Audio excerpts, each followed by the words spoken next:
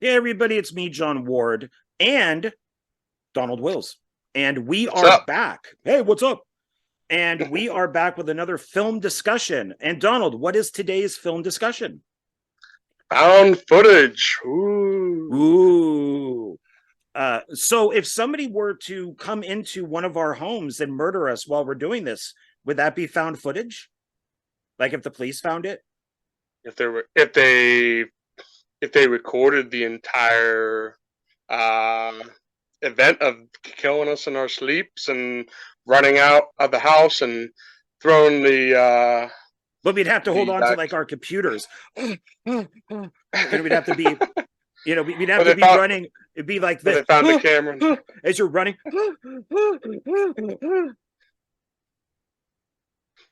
Pretty That's my much. that's my Blair Witch. That's your found footage impression.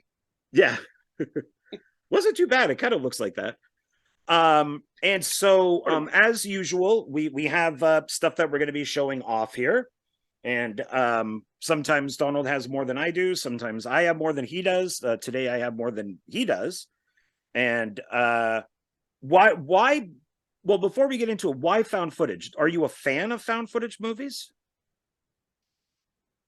Um, when I first discovered it, I wasn't so much, but then I grew to appreciate the art.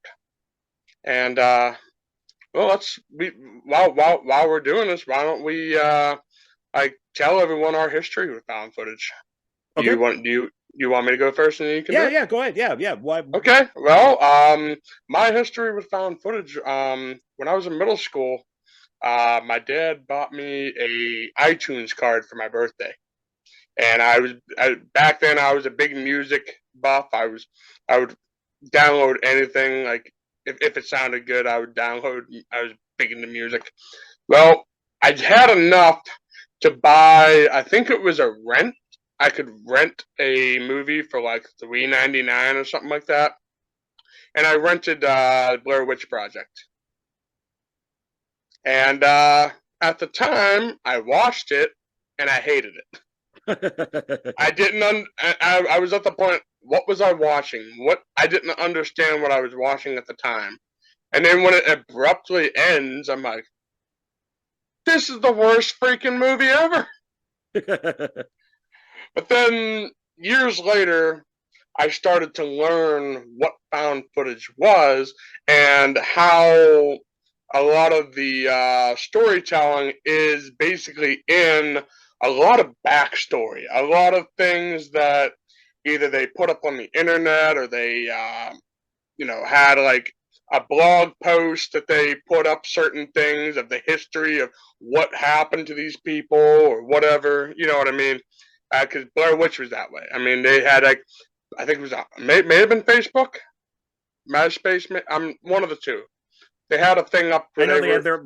their own website. It was like, yeah, like Maybe that's what it was. Their yeah, it own was like website. And I think people may have been sharing it on Facebook and MySpace and all that. Maybe I'm not sure. It's been a while since I've read the thing, but they had a thing where they were talking about like how these people disappeared and trying to hype it up as it was real. And then they released it, and then from what I understand, the three people that were in charge of the movie were supposed to go into hiding for like it was like a couple 6 of years, months. Yeah, 6 months something or like something. that. Yeah. Yeah, because Mm-hmm. the idea was that that the film students found the footage, they Yeah. took it back to the school, they put it all together, Mm-hmm. and that's what we're seeing. And then Yeah. there's the website where then they would talk about the town, they talk about the backstories for the three students that went up there. Yeah. There The was Blair Witch and all that. yeah, the history of the Blair Witch. Then they Mm-hmm. released two documentaries that were on television, and Yeah. Sticks and Stones, and then there was like the Curse of the Blair Witch. And Yeah. that was all the footage that the filmmakers didn't use, because it was Yeah. supposed to be a straight documentary. It wasn't found Yeah. footage. It was just a documentary. And they took all that footage and put it into these two documentaries because it's like, why waste it? Yeah. And they also released the soundtrack to it, which I thought was very creative, which is the soundtrack. And I think it was Josh was listening to. So when they found his car on the side of the road, that's the cassette tape that was in his car. So that's, I think, why it's called something like Josh's Music Mix. And then they had the book that came out that gave all the evidence and the maps. And yeah, I mean, I knew it was fake from the beginning, but it's enough people thought it was real because they did a great job with this. So, yeah. I mean, it was amazing of the work that they did to put in this. So I'm sorry. So continue, please. No, that was pretty much my experience. And then after that, the next film I remember watching that was found footage was Diary of the Dead, which some people will argue that it's not completely found footage, but whatever, it's found footage. I mean, it is. I wish Romero would have stopped with Diary of the Dead as an experiment. I hate Survival of the Dead. I think it's absolutely horrible. It's literally one of the worst films I've ever seen. It's one of the worst zombie films I've ever seen. So I wish they would have stopped with Diary. But what I hated with Diary is, and I have that in my stack here because I'm a completist, so I'm an idiot, so I got to buy it. But there's the narration that the lead girl gives, and she's like, "I've added music to give it atmosphere." No, George, do you not understand what a found footage movie is? Found footage is there's purely no music. What is in the background. Whatever you hear in the background of your video, that's your soundtrack.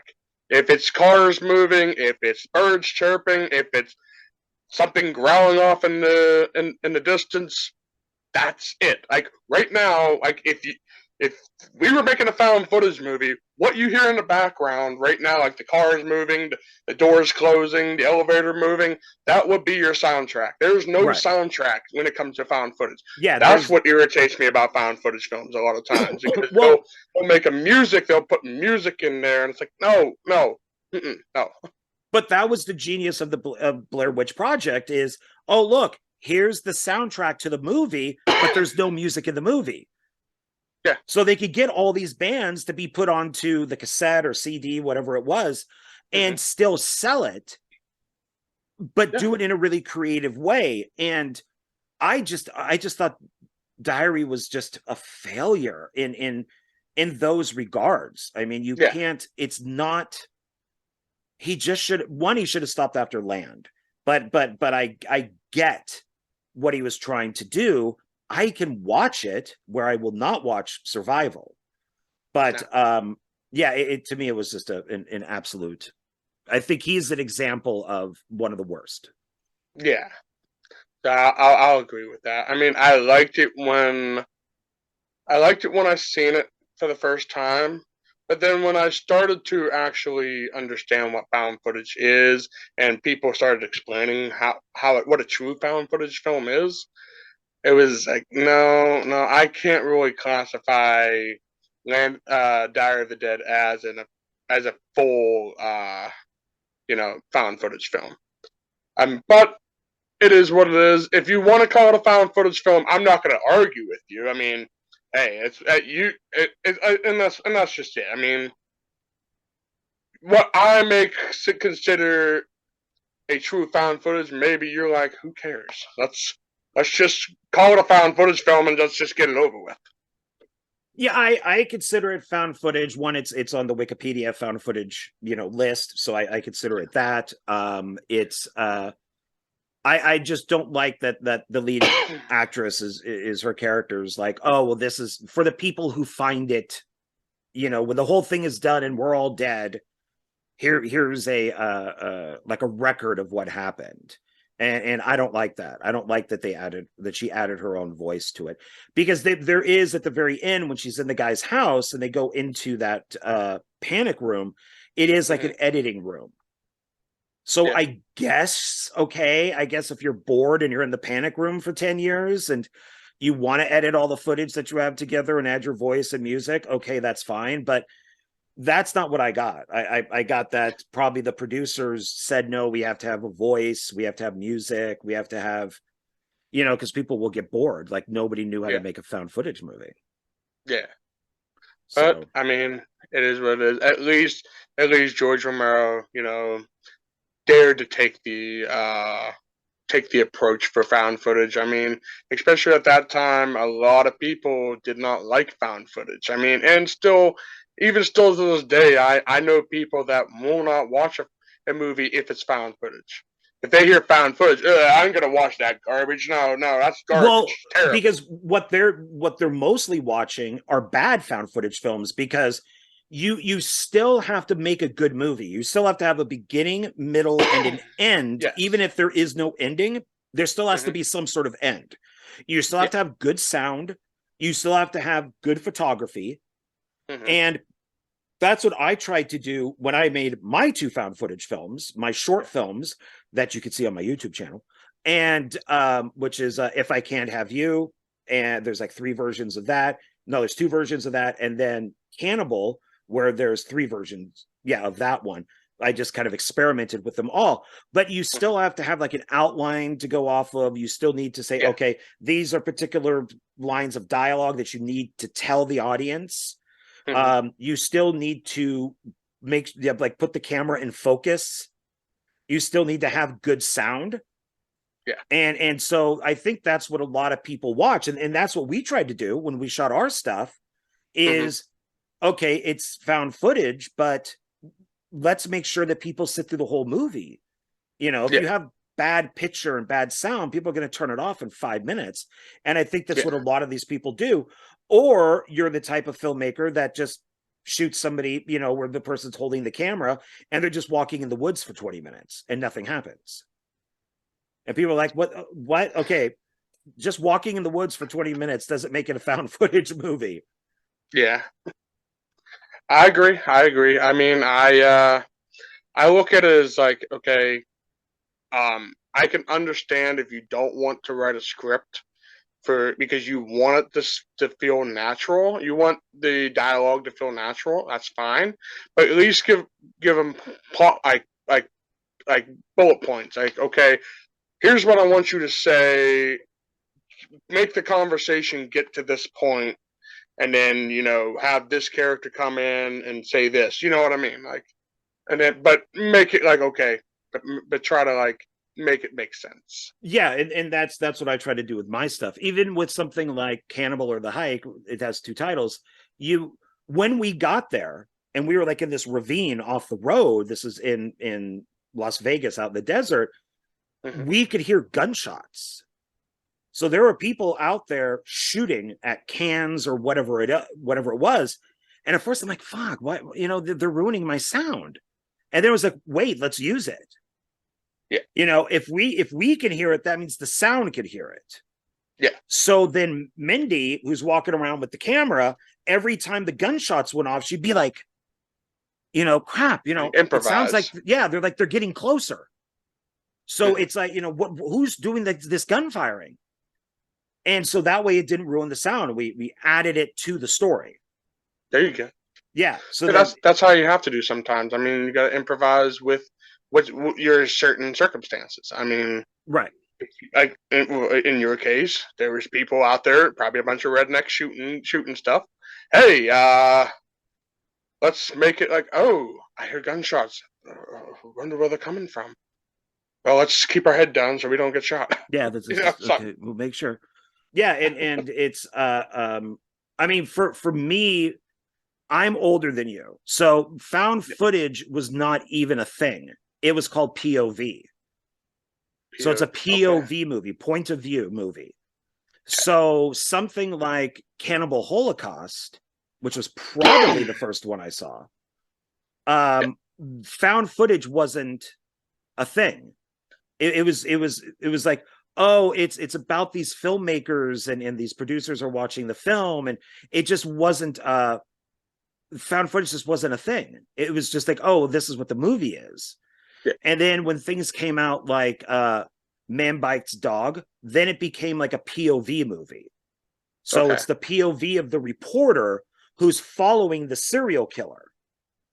So it's Yeah. because it's from the POV of the reporter.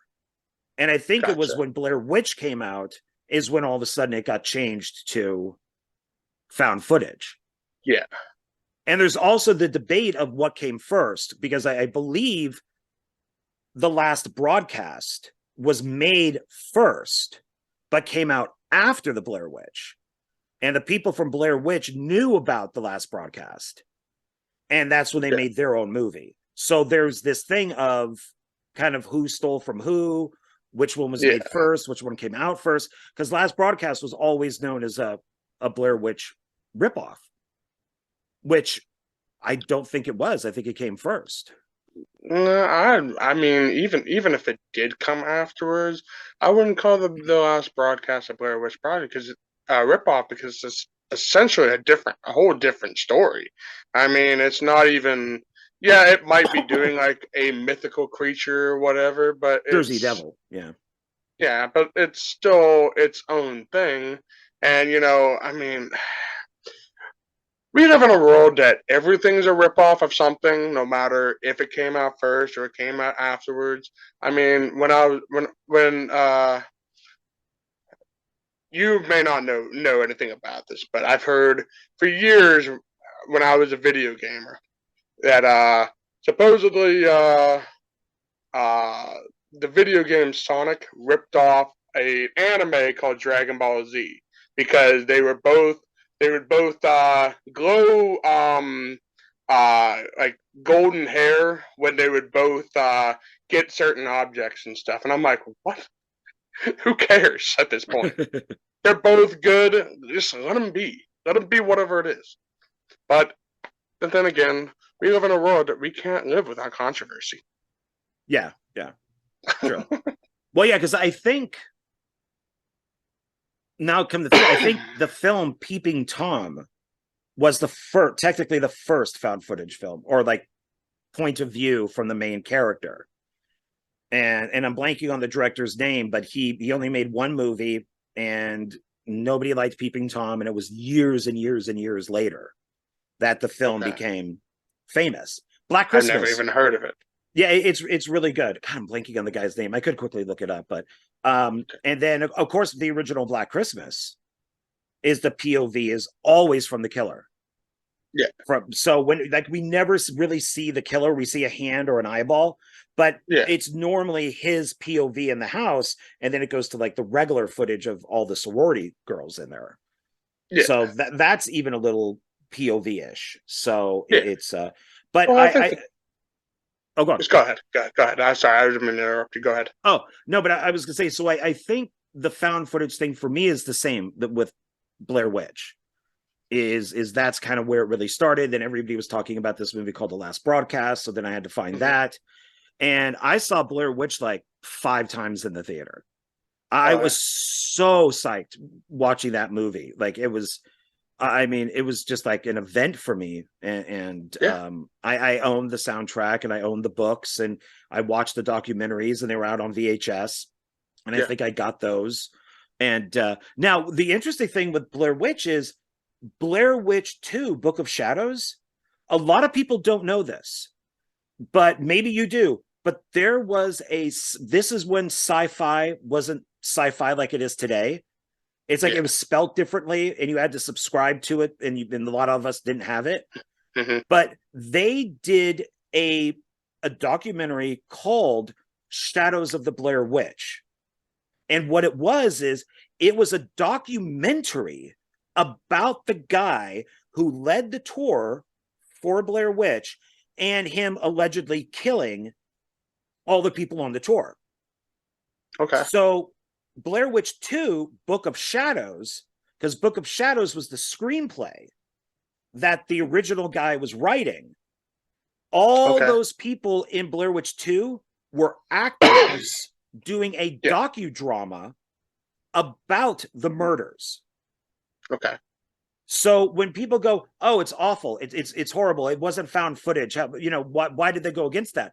Because Blair Witch 2 is a docudrama.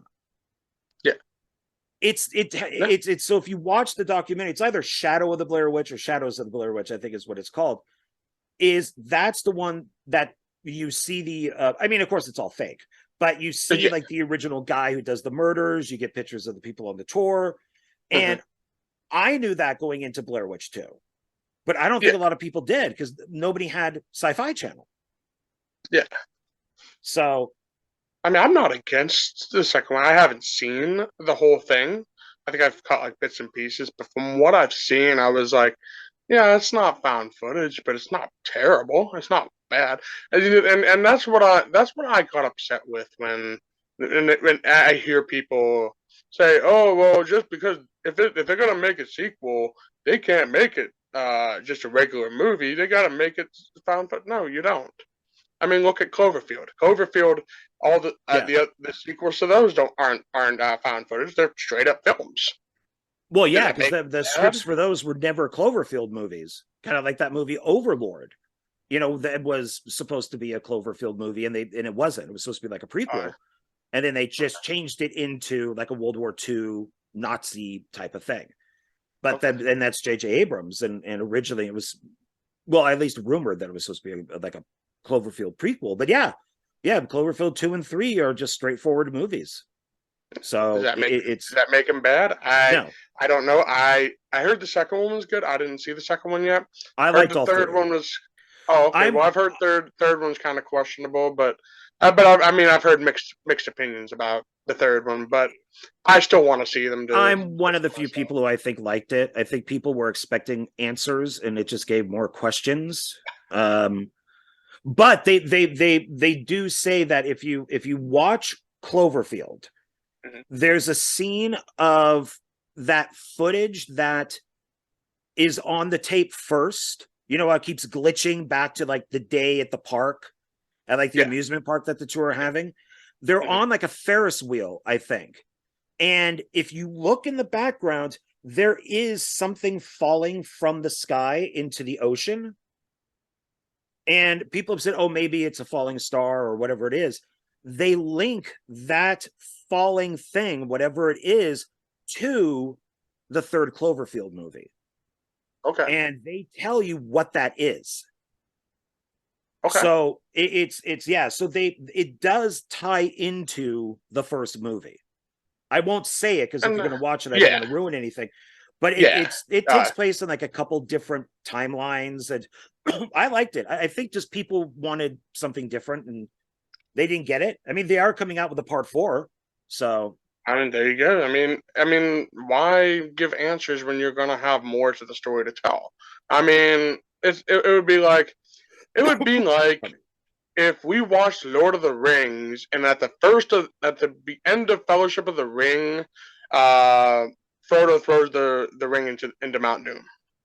We're done. We're done. There we go. There's no need. There will be no need for Two Towers and Return of the King. There will be no need at that point.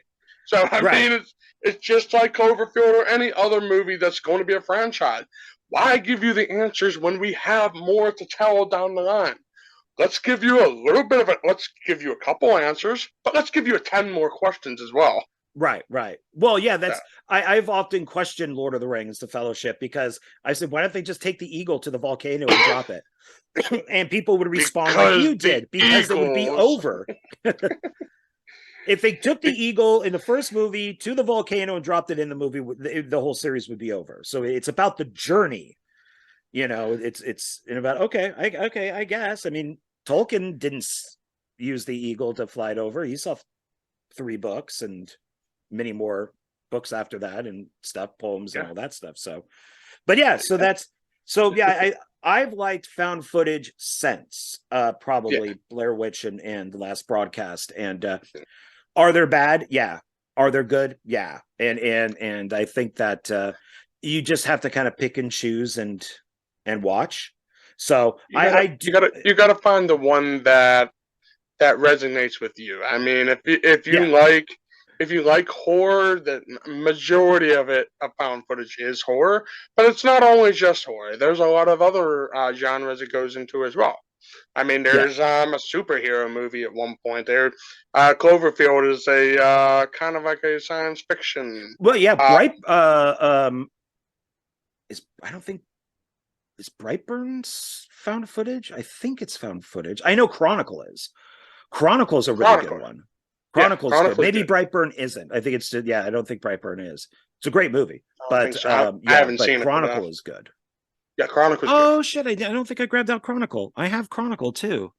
I don't know why I would just go right past these movies that I know are found footage movies, and it took me an hour to go through everything. I didn't even go through like the boxes back here. I know that there's some here because this is all new stuff. Yeah. And like, I'm not going to go through. I got like 20 boxes to go through. So it's like, no, and I still missed them, but I do own Chronicle. I'm a big fan of Chronicle, and that makes me mad that I didn't grab it. Son of a bitch. I have it here, so I'll show it off. Okay. Yeah, it's crappy crap. All right. So and then later on we will be giving our 5 best and 5 worst, which I struggled with and you struggled with, but I did get 5. So we'll talk about that too. I may not have 5, but I can give you a couple that I didn't particularly care for, but I'm not sure. I mean, right here I don't have any I can really show off, so I'm gonna have to think about it. Maybe we'll go over your 5 and like I never watched it, or yeah, I agree with you on that. Yeah, and I'll explain why my best and my worst are on there. So for what reason? So do you want to go first with your DVDs? Show off what you got. Sure thing. 2 of these I haven't watched, and but actually 3 of them I haven't watched. So this is going to be entertaining. So I'll go over the first one that I have watched. Okay. And that is Guinea Pigs, Flower of Flesh and Blood. Oh, I know of those movies. I've never seen any of them. I'll go over a little history for a lot of people when I get to it. But this movie, believe it or not, Charlie Sheen, the actor Charlie Sheen, called the FBI because when he seen this movie, he thought this was real footage. And I don't know if you can actually call this found footage. It is. It's on the Wikipedia page as found footage, but it's like 45 minutes or something like that. It's not real long, but it makes you uncomfortable. Yeah, I haven't had a desire in watching the guinea pig movies. I'm not big into the gore movies. I mean, if it's fake gore, like gore filth and all them, yeah, I enjoy those. But when it comes to like, oh, I'm really watching someone getting their leg cut off and they're screaming and squalling and nah, I'm good. Boris. Of course, Cannibal Holocaust, which I have not watched. I need to watch this. That I don't own it. I'll probably buy it at some point, but I'm very mad about them killing a live sea turtle. Yeah, that's part of the reason. Yeah, it's a big sea turtle. I heard they ate it, like they killed it, and then they did eat it. But still, it's come on, you're killing a real animal here, and then they also did it with a monkey or something. I could be wrong. There's a lot of animal cruelty in this movie, and that's part of why I've been kind of like, I really don't know if I want to watch it because, hey, kill people, great. Yeah. Kill animals, no. That's the big no. Right. Antrim. Yes, got that. Yes, that's a good one. I have not seen this one yet, but I will. It's good. This one here, I want to make sure I'm getting it right. Yes. I have not watched this one, but I've seen the short film that I have a friend of mine that did a short film for this, and that is Faces of Fear. This is a Wild Eye release. Dane Kyle, which is he's been in a few of my movies. He did a short film called I want to get the name right. I think it's called Cooking with Human Blood. Okay. So he did a short film for this one. So I've seen that one a couple times. It's really good. Very well done. But I haven't seen the rest of it, so. Okay. But that's all my DVDs. Okay. Now I got a stack. So well, it's okay. So I will actually start off because it's the very top one is Antrim. There you go.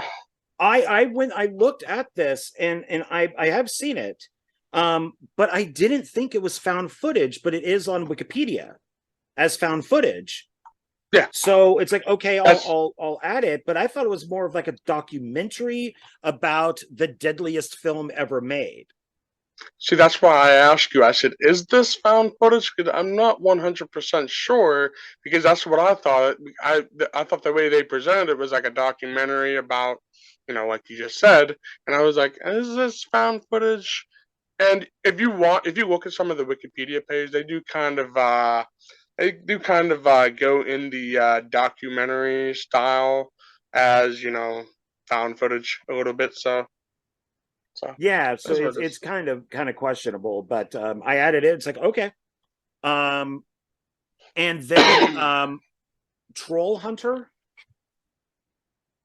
I do have that one. I have that. I don't have it here. So, a lot of my found footage are at my dad's house. So I kept a lot of my DVDs over there because I was going over there like every week. So if I wanted to watch a movie, I'd have movies over there to watch. So I did watch that one. It was pretty good. Yeah, this one's fun. It's a foreign film, so it's Yes. um I guess you can get it in English dubbed, or you could subtitle it. So that's good. I think it's Norwegian, but it was pretty good. Yeah, I liked it. Um, I think that one had an English dub, didn't it? yeah, it says here, yeah, on the back, language English, Norwegian, subtitles English or Spanish. Okay. Yeah. Yeah, so you can get it either way. Okay. This one I didn't even think, but once again, it's on Wikipedia, so I pulled down. I'm like, oh crap, I own this movie. And this is like Dollar Tree stuff. Paranormal Abduction. Okay. I've never seen that one. And if you look at the back, it's got like all like the TV stuff or like the camera kind of look to it. I've Yeah. never seen it. I just think, oh, I own that, so let me go pull it out. So it's like, okay, so Paranormal Abduction, why not? And then this one is Spectres, which is Full Moon. Okay. And it is actually autographed for me from Danny Draven, which is nice because I worked with him on Evil Bong 777. So Nice. he was there and he brought some stuff in for me. So this is, but this got then changed into, they retitled it Real Evil. Full Moon likes to do that. They like to change titles on stuff just to kind of like Make a Wild new. Eye like changes it immediately. These guys, it's like, oh, that movie's been out for like 10 years. Let's change the title. So, and on the back of Spectres, it does say Spectres was formerly released as Real Evil. So Spectres is the retitle, then that's the original version. yeah. Okay. Yeah. I got it flipped. So yeah, so that the footage has been found. So okay. So I thought it was interesting. There's two versions of that. Spree is another one. Okay. I've heard very mixed about it. It's like it's like an Uber thing, and he goes and he wants to kill people while he's doing Uber. Okay. Yeah. Which some people have said I'd give it a watch. Yeah, I mean, I've heard good and bad that it doesn't make a lot of sense because if he's broadcasting and like doing, I guess, whatever the version of Uber is in the movie, why wouldn't the police be at his next stop? Yeah. So it's, I guess some of it doesn't make sense. Then One Cut of the Dead. That's found footage? According to Wikipedia, it's found footage. I didn't know. Okay. I do have that one. Yeah. So I didn't know it was found footage. So yeah, I thought it was just supposed to be a like a one take zombie movie. Okay. I haven't seen it, so but I haven't either. I know the twist, unfortunately, but yeah, I mean, it says it's found footage, so okay, I pulled it. This will probably be me. Like your whole segment's gonna probably be like, that's found footage, really? Yeah. What? This is one I found in a storage, like an abandoned storage unit. It's Evil Things. I had no idea it was found footage, but I guess looking at the cover, that would tell me. Makes but sense. Once again, Wikipedia says Evil Things, and I'm like, oh shit, I own that movie. And so okay, at one point, I guess I'll check it out. The bottom one here, the Frankenstein theory, is found footage. I've heard that. They go out trying to find the monster. This Frankenstein vs. the Mummy is from the director of Terrifier 1 and 2. So it's worth getting for found footage and one of his films before Terrifier. There you go. This I've never seen, but the house is October built. I only own the first second one. Oh, good. So then I can watch the first one, you can watch the second one, and then that way we can tell each other about it. There you go. That way that works. The Ouija experiment is found footage. Okay. And so we got that. The Ouija Resurrection, which is also Ouija Experiment 2, also found footage. And then we were just talking about this, Blair Witch. There you go. You have the DVD. Yeah, because it's I have 1 and 2 on DVD because I wanted like the it comes with like a book and everything. Okay. So I wanted to get it that way. This is from the director of Paranormal Activity. It says he only made 2 movies, Paranormal Activity and Area 51. Okay. Which is okay. It's not nearly as good. The reason why I like this is that it's all like Las Vegas, it's Nevada.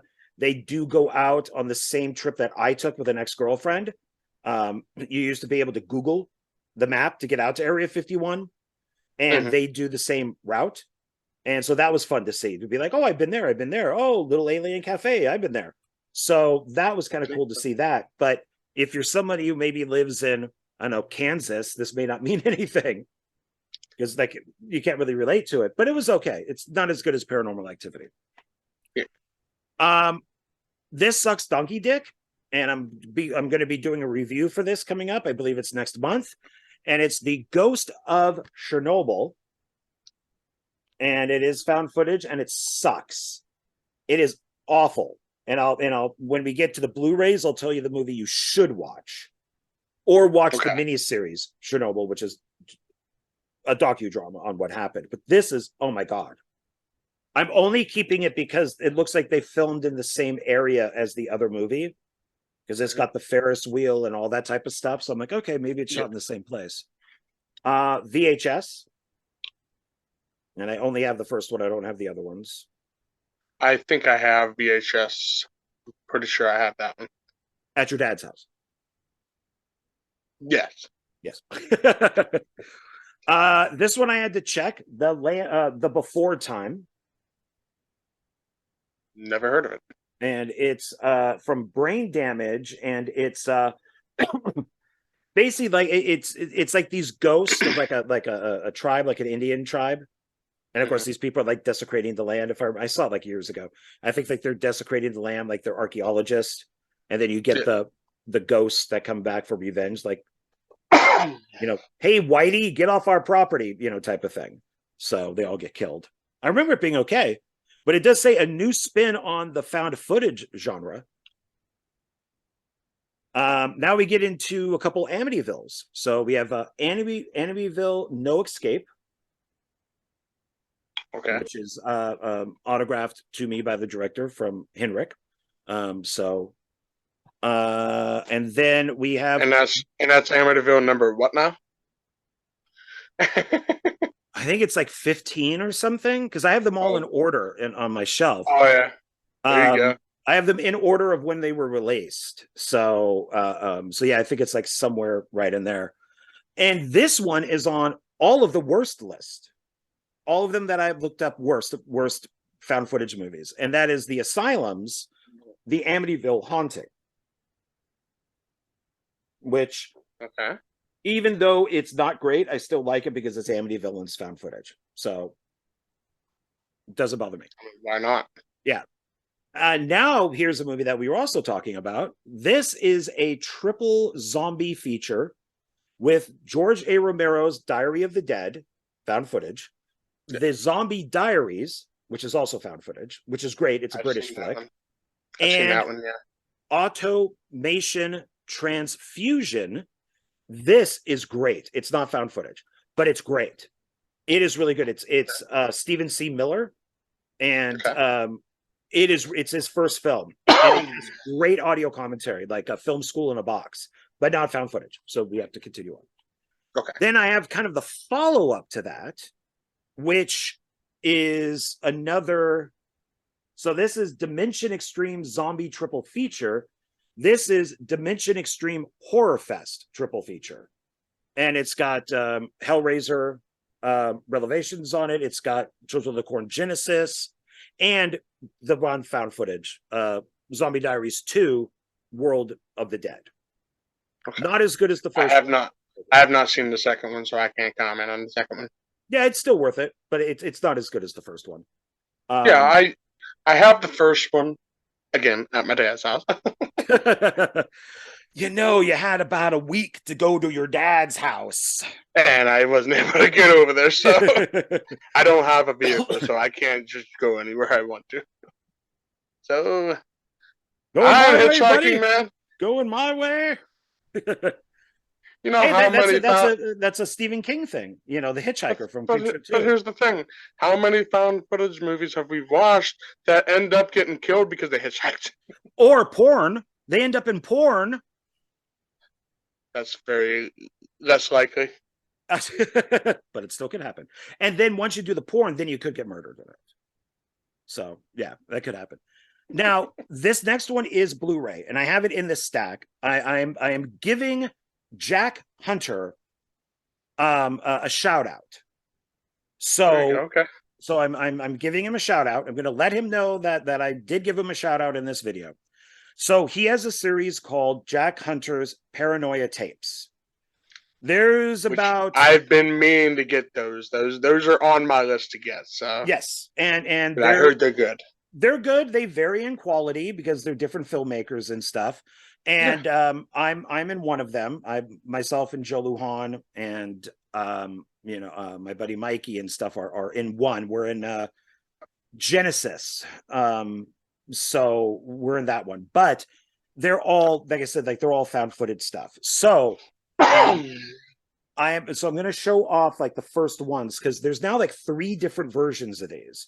And you could go DVD or Blu-ray. So this is Jack Hunter's Paranoia Tapes, the director's cut. So this is like the newest version. I got this, I believe, from Dustin Hubbard. So I got the Blu-ray from him. Then Jack brought out Jack Hunter's Paranoia Tapes, the director's cut, which you get on DVD. And I think this is the newest one for the second one. Film. This is the first one. So I'm sticking with the first one, but just different versions of the first one. Okay. So, and then this is like the very, very first one, like how you would originally get it, and Paranoia Tapes. And I think I also got this from Dustin Hubbard. This is the original version. It's signed by Dustin. So I don't even think you could get this anymore. Yeah. So I had an order that I was going to order from Dustin, and then I just didn't have the money at the time, and he held them for me for the longest time. So Dustin, I mean, if you watch this, I appreciate you doing it for me, but I just told him I just go ahead and sell there's them a lot of them. There's like 11 of them now. So and there's at least 3 different ways you can get it. So this is the first way out of print, I believe. This was the second way, and then this is now the third way. And I think now he's even doing a 4th way where they're in 3D. So he's really milking it. And then there's this one here, which is Jack Hunter's Paranoia Tapes Genesis, which is 11, which I'm in. Okay. So this is what my short film that Joe Lujan and I did, and Mikey and stuff, ours was in this. I thought it was going to be in number 10, but he put it in this one instead. Okay. And also that's you can see 11. Yeah. And there's a 2D version at the beginning, and then there's a 3D version at the end.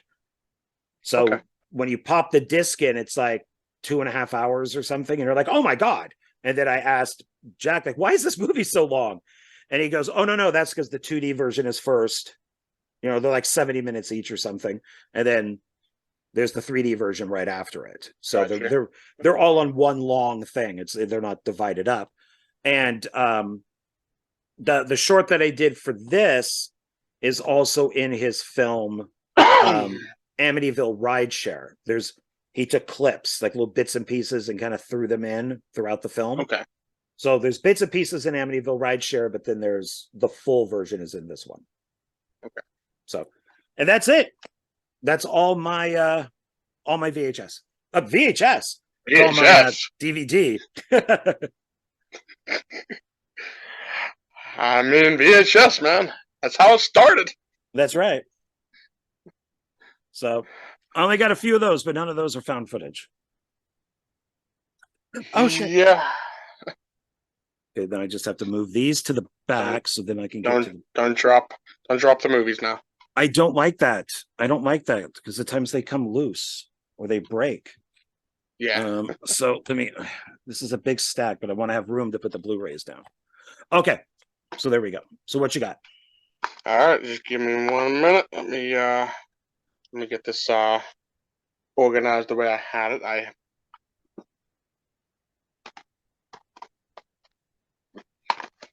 All right. So, hold on. So, this next movie I'm going to show you these are all the Blu-rays.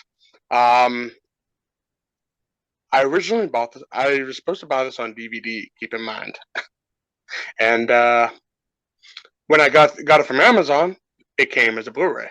So now we know that everyone keeps saying that Cannibal Holocaust is the first found footage movie ever. Well, there's a movie that's about 20 years before this. Is it good? That's debatable. And that was called The Connection. I've not heard of that. So yeah, I heard Peeping Tom was technically the first one, but so what's the connection? Well, I never heard of the Peeping Tom one, so I'm assuming that was probably before 1960, maybe. Yeah, I think Peeping Tom is the 50s. I think this was 1960. I believe this was 1960. I could be wrong, so don't quote me on that. But this was a basically 1960. Peeping Tom is 1960. Okay, well I guess came out the same year. Same year. It must have, because this is Shirley Clark directed this. It's basically this is not horror. This is basically about a jazz band that is, I guess, preparing for their preparing for a gig, and then they get into a drug thing, and a lot of people overdose and stuff, and that's pretty much the entire movie. Oh wow, okay. Oh, so, Michael Powell, that's who directed. Okay, Peeping Tom. Michael Powell. Trying to get the time. Wow, yeah, I'll have to check out. Check out that. It's not worth the $20. It's on Amazon, so okay. That's the that was unfortunately the only reason I bought this, because I wanted to have it for like in my collection for history, and I did want to see it at first, but I can't recommend it. I mean, I might give it a second shot someday, but I don't know. So the next one is the Matheson tapes. Oh, I know of that one. I want to get that. Yeah. This is good. This is really good. This is like it's only an hour and 3 minutes. This was actually remade. Yes, I was about to say. Yeah. Yeah, this was remade in the 90s, maybe. And I think it was only made for TV, if I'm not mistaken. Yeah, there is a one that they did later on. Incident at something Lake. Yes, I know what I did a bootleg copy of it because I wanted to have. I know, right? It was on YouTube for free, but I basically made it for myself. I didn't sell it or anything. I just made it so I can have a copy of it, so I can watch it whenever I want. I do not have it here. I was trying to find it before we went live, and I couldn't find it. So just trust me, I have a copy of it. But this is the original one, and from what I remember, this one's the better version. Even though this is clearly shot on, you can tell it's shot on VHS, but it's still good though. But it's looked at by a lot of like UFO people as legit. Like the director, Yeah. I saw a whole YouTube documentary on both films, and they talked to the director and stuff. And I guess like a lot of like the more wacky UFO people think it's real. I think if I'm not mistaken, I think there was a documentary about this movie. Maybe that's what I could saw be wrong on YouTube. I could be wrong. There was a I don't know. Maybe I'm wrong. But here's my favorite one. If you can look right there, I don't know if you can see it. It says the world's first found footage film. That's not correct. You can see it. Yeah, what is it? Was it say like 1969 or something? 1989. 1989. Oh, that's not true. No. Yeah. No. It might be the first for aliens. Maybe the first for aliens, but like I said, the first two is right here. That's actually the third found footage. So or yeah, I don't. I mean, I think a lot of people like to claim theirs is the first, that it isn't. I mean, whatever. Let them in their lie, I guess.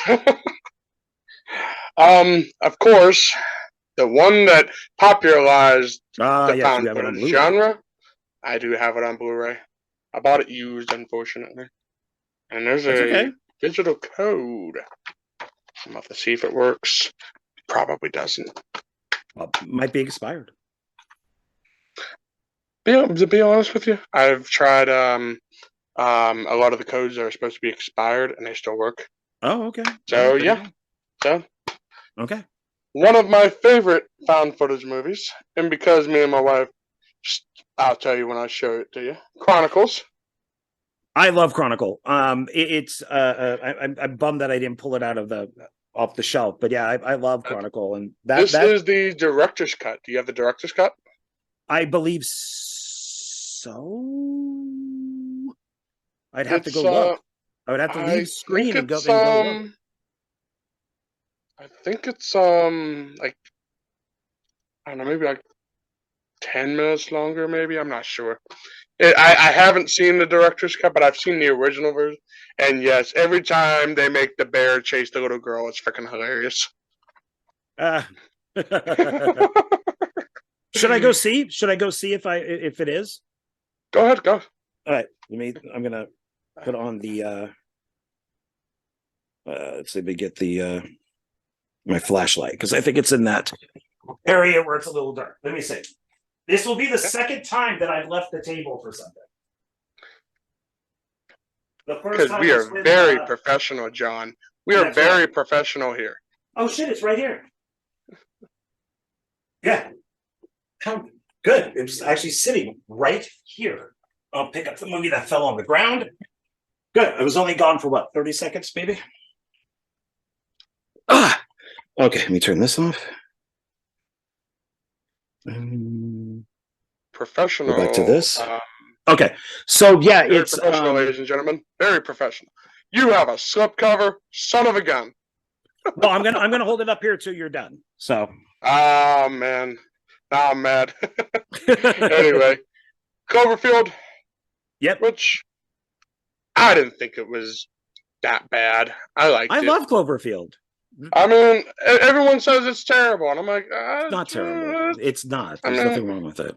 It's not. I liked it. I mean, would I call it the best found footage film ever? No, but it's still good. I enjoyed it. It was another one that had a great campaign. You know, it's probably people like the campaign maybe better than the movie. Yeah. I also have the 6-film collection of the Paranormal Activities. I have not watched these yet. They are on my one of my plans to watch it, especially when you hear the story from the first movie. He basically redid his entire house just to film the first movie.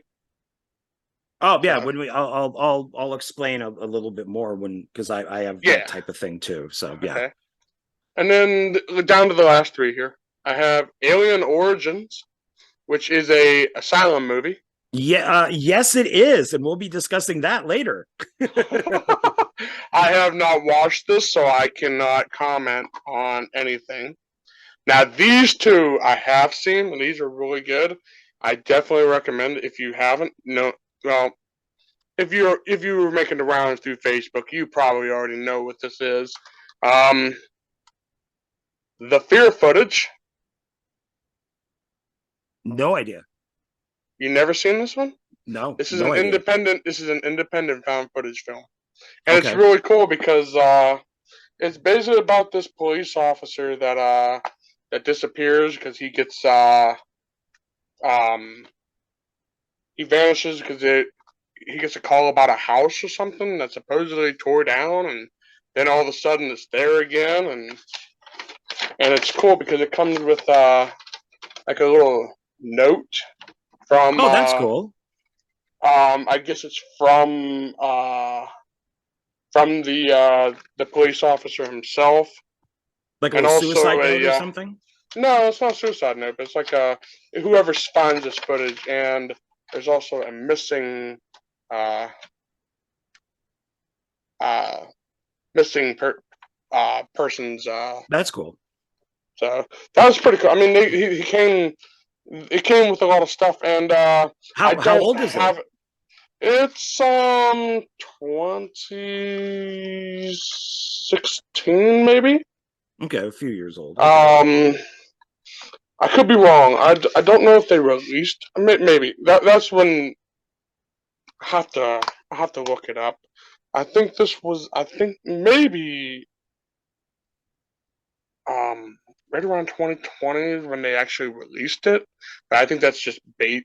It's just based on 2016. I like the VHS tape there. Yeah. Yeah, that's just when the film's supposed to take place, is 2006. Yeah. So I'm not sure when they actually made the movie, but they also made a second one called Oh. Fear Footage 2. I Curse of want the those. Send me like a link or the director's name or something like that. Yeah. It's on. He's on. Um. I don't know if he's on Facebook or not. I have to double check. But this one came with like a little map, and it's like See, bloodstained. that's how you bring out movies. Yeah, you get Exactly. posters and maps give and give someone a little taste of something. You know what I mean? yeah. And the cool thing about these is when you buy them, they come in. This one comes in like a little evidence bag. I don't have Ah, the evidence bag. I do have it, but I just put it away because it kept like interfering with every time I pull something off the shelf. This would come out with it. So I put the that's evidence cool. bags in the. But then the second one came with like a gray bag, but you can't see through. So it kind of didn't make sense to keep it in the bag, but Huh. it's pretty cool. So Nice. that's all the found footage. Like I said, I have a lot more. It's just at my dad's house. At my dad's house. Don't be hating, John. If there was a quote from this movie, from this episode, it would be at my dad's house. It's at my dad's house. All right. Well, I'm gonna make that a shirt now, just for you. Thank you. Make a coffee mug too. So yeah. So Chronicle. I'll make the coffee mug just for you. I appreciate that. Thank you. So I bought mine on the first day that it came out, so that's why it has the slip jacket. So, nice. But yeah, it is the director's cut, the lost footage edition, 2 versions, theatrical and director's cut. Okay. So I'm gonna have to see if I can track down the slipcover because you can buy slipcovers off of eBay and stuff nowadays. Yeah. So I'm gonna have to see if I can track one down. Yeah, and I love this, and yeah, man, that the director just fuck himself. I mean, with like fan 4 stick that he did, and I mean, he is just what's his name? You don't know the history of him? I do not actually. Look up Josh Trank on YouTube. There is a massive history behind him, and wow. I don't know if I should feel sorry for him or not, or if it's his fault or it's studio meddling or what, but he did end up making a film with Tom Hardy about one of the gangsters, maybe Capone. I think it's just called Capone. But that took him years to get. So he's yeah, like fan four stick. Yeah, like really screwed him over. So, but I love this. I thought this was a really good movie. Wow. I Um, have to look. I have to look at that because yeah, I didn't hear nothing about that. Wow. massive history with him. That's why you don't see him making anything these days. This is one of my favorites. See, if I could do a list that was over 5, and I really wanted to stick with 5 best, I could probably have like 20. And if I could do 20, this would be on the list. Project Almanac. Mm-hmm. I freaking love this movie. Yeah, I This don't is have that one, but I've seen it. It's good. yeah, it's found footage time travel. So it's really good. And I think it's I want to say like MTV.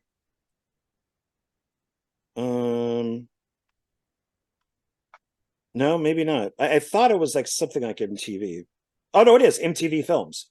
So it's really good. Yeah. I highly recommend this for people to check out. Both these films I've seen listed on the worst found footage list for people.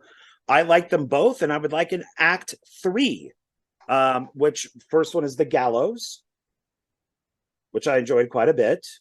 I do have that one. Yes, And I do have it here. This one's actually here in my house though. Yeah, it takes place during it surrounds a play that went horribly wrong where a guy gets hung. So the whole film kind of takes place in this auditorium at a high school. And then they did a sequel that people they do not like this film at all. Like it's supposed to be worse than the first one, but I liked it, and because it's done like a play, they're done as acts. So instead of part 2, this is Act 2, The Gallows Act 2. Yeah. And so I wish that they would do an Act 3. I haven't seen either or, so I can't comment on them. Yeah, I have the first both. one. I've been wanting. It's on my list to watch. I just haven't got a chance to watch it yet. Yeah, it's good. Apollo 18, found footage on the moon. That one's good. I don't own that one.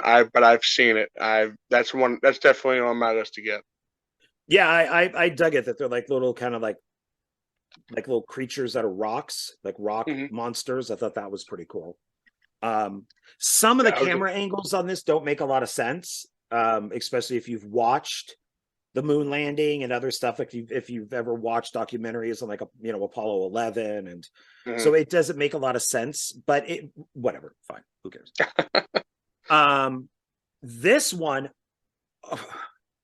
I have recommended this 1,000 times to people, and once again, this would be on my list if I could do like 10 or 20. I freaking love this, and I watch it once a year, normally around like Christmas or New Year's, and it's The Remaining. So was that found footage? Really? Yeah. Oh, okay. So it has the girl from Spy Kids. She's all grown up now. She was also in Machete, one of the Machete movies, and yeah, that's her right there. And she's getting married. And the rapture hits. The one about the rapture, yeah. Yeah. And all the people just drop. Like their clothes are still on them and everything. It makes a lot more sense than like what the other films do, with this type of thing. Where like the body leaves. Like Left Behind, it's supposed to just be clothes. But yeah, this is their eyes go white as their souls are taken out of them, and they just drop right on the ground. Yeah. And it starts at her wedding. So it goes through all the stuff that would happen if the rapture happens. Like the horns are blowing. God is sending down like archangels. He's all these, and this is actually made by a religious group. And there's on the making of, they talk about that. And I'm like, I had no idea this was made by like a religious group. And I'm taking it's probably to scare the shit out of Christians and to probably make, like myself, an atheist, believe, because it follows. I mean, it is, even one guy is an atheist, and they basically, all you have to do is say, like, okay, I believe in God, I Jesus is my savior, but you have to die and then you'll go to heaven. He refuses to do it. He's like, no, even though I know God exists, I'm not going to do it because God's an asshole for doing this to everybody. And this is a religious group. And one of the guys who does believe in God goes out and he's like in a hospital and he goes outside. He's on like this lawn and he's cursing God and he just sends down just a giant bolt. And he just burns up. I think the whole thing is like he was mad at them, and then he kind of like, because if you remember the ones that the ones that kind of like give their life to God, they die like the demons or whatever you want to call them. Things come in and they kill them because that's I always thought that at that point in the movie, the scene you're talking about is after he's got done cursing God, he kind of like stops and like breathes in, like I think at that point he's kind of like, okay, I'm giving my life to God, I'm just gonna try, and then that's when the demon kills him. Two different scenes. So the guy who's cursing out God, just the bolt just hits him when he's like, F you, God, screw you, you're killing everybody, and then and it just kills him. I'm thinking of something else. Okay. The very end with the atheist, that's your second part. That's what it deals with. I've watched this like 5 times. They even have the girl from Spy Kids. She goes, and I love this part about this. I mean, please, people, this is a great movie. She goes, I thought I did everything right. I believed in God. I went to church every Sunday. I thought I did everything right. Just because you believe in God, just because you go to church, doesn't mean you're going to heaven. And she doesn't understand that. Her parents went to heaven, but she didn't. Just because you do it doesn't mean that God feels that you deserve to go to heaven. Yeah. And I could, like I said, I could not believe that this thing was made by a religious group. I'm like, oh, there's no way. And it is good. So yeah, it's good. I enjoyed it. Yeah, I love this film. And now for a film that nobody likes except for me. Ending that people hate. The Devil Inside. Never seen it. It's done by one of my new favorite directors. He's now on my top 5 list. William Brent Bell. He did Orphan First Kill, the second Orphan movie, which is actually a prequel. And he's done some other movies too. He did The Boy, Brahms The Boy 2. So he's doing bigger and bigger stuff. And I've now become a huge fan of his. And everybody hates the ending to this because there's literally no ending. It tells you when the footage ends, it says to go to a website. And people hated that. Hated it. But I like it. But this is a little deceiving. This is just one shot in a film when a woman is walking past a nun and she's blind. She's not possessed. She's just a blind nun. So this is a little deceiving. But I liked it. I thought it was a good movie. This one, Behind the Mask, the Rise of Leslie Vernon. This is really good. Okay. And this is from Scream Factory. So it's a documentary about a guy who is following around Leslie Vernon, and as he kills people, and he goes through his routine. I got to do push-ups. I got to drink orange juice. I got to jog, because they all run. So I need to make sure I can keep up with them. Or if I'm right behind them, I need to make sure I can get in front of them. So he goes through his entire routine on how he kills people. And it's kind of like a comedy, but it's so, and it's got Robert Englund in it too. So it's fun. It's a fun movie. Yeah.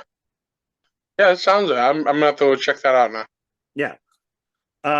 Then I love this. This would be in my top 10 or 20. The Sacrament.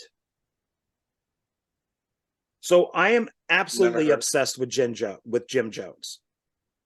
I love the entire, well, it's horrible, but I love reading about it and studying Jim Jones and Guyana and Jonestown and all that type of stuff. This is by Ty West, and it's his version of Jim Jones. Okay.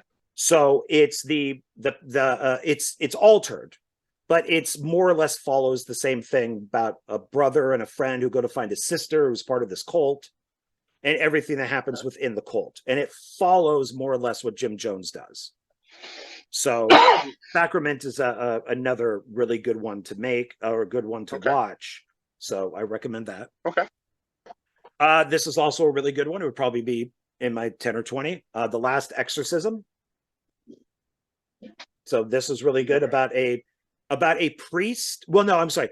Well, I guess that he is a priest, but he creates the exorcisms because he doesn't believe in them. Okay. So, but of course, by the end, he believes in them. They did do a sequel, but it's not found footage. So I can't include it. But I thought it was really good because he's a grifter, basically. And by the end, he's not grifting anymore. Gotcha. This is also one that's on the worst list for people, The Pyramid, which I really liked. Archaeologists go into a pyramid in Egypt.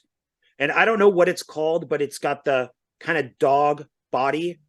And it's got like the hat, like the Egyptian hat on it. Like Horus, maybe? Maybe it's Horus? Anubis. Anubis. That's it. Yeah, Anubis. Yeah. I could probably just look on the back. But yeah, that's who attacks them.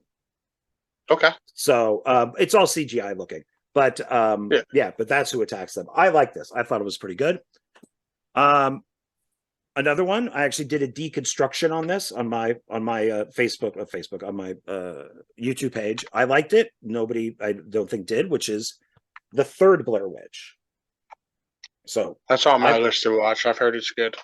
I liked it. Once again, it has issues because it's the brother of the girl from Blair Witch. Okay. And I think they use the actual time of like when she went missing in Blair Witch to here. So let's say 15 years. And now all of a sudden, because he got some sort of message, like an email saying, hey, we found this thing out in the woods, like a tape, like an old, like a high-8 tape. You know, he goes out and investigates it, but it's like, so it took you 15 years?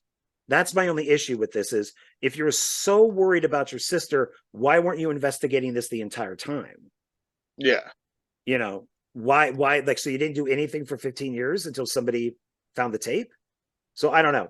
Time-wise, it doesn't make a lot of sense. But I still like it. I still think it's good. Well, maybe they didn't speak to each other, John. Maybe they didn't care about each other. Huh? I guess not. Well, we never in Blair Witch, she never says say goodbye to my brother. I think she says what when she's crying to her parents, like her mom and dad. She never mentions her brother. So yeah, so maybe they weren't talking. Maybe they were estranged. And then of course Cloverfield, which you had also. Of course. And now, so I had that one with the Chernobyl one, the Ghost of Dog Shit. This is the one you watch, and this is actually from the producer of Paranormal Activity and the Insidious movies and stuff. But it's not, he didn't direct it. But it's the Chernobyl Diaries. I do have that one. I believe I do have that one here. Yeah, I do have it. I didn't grab it off the shelf. Yeah, it's a good one. And my only issue with it is that all the people in it are assholes. Like I wish that filmmakers would make characters that we like and we don't want to die. But in this, you kind of want everybody to die. You want everyone to die. Yeah. So, and I don't think they do anything like really stupid. Like I don't think they trespass. They're out on a tour, and then they all started getting killed by like the people that still live there. But I liked it. I enjoyed it. So, I mean the Oren Peli. I mean that's all he does now is produce. I think he's directing the newest, which is already made, the newest Paranormal Activity. Okay. It hasn't come out yet. It's supposed to come out sometime this year. So I think he went back to directing. So that may be his third movie, but he's only made 2 films. And then this is a box set. So I actually didn't have as many as I thought. My stack was tall because of 2 box sets. This is the Rec or Record. I do have that one. That is out there. I forgot that was found footage. I do have that exact box set. Yeah, they're all Blu-ray, and so it's all part 1. Are they all found footage, or just a couple of them are? I think they're all found footage. I haven't watched them all, but I know the first one is. The second one is. maybe the second one, the third one is not, but I think they're all supposed to be found footage. But I haven't watched. I've seen 1 and 2, and I definitely know those are.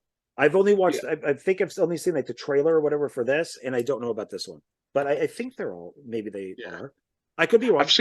I've seen the first one years ago, so I knew the first one was found footage, but I don't remember if the second and third to the fourth one were or not. So yeah, not entirely 100% sure. So movies I gotta have to watch at some point because hey, I paid $60 to get that box set. I need to watch it. You paid $60? Believe it or not, at one point that was starting to go out of print. So I went and snagged it before it got too expensive. I grabbed mine off of eBay for used, and it looks great. I bought mine brand new, so that's why it was $60-some. At times, that's what we do. At times, you just got to do that. So, and this is Scream Factory, so I'm giving a shout out to them because Blu-ray producer, my buddy Cliff Macmillan, who I've known for well over 30 years, produced this Blu-ray. And then my last one is one that we've talked about a few times on here, and you have a collection of it, but mine's better.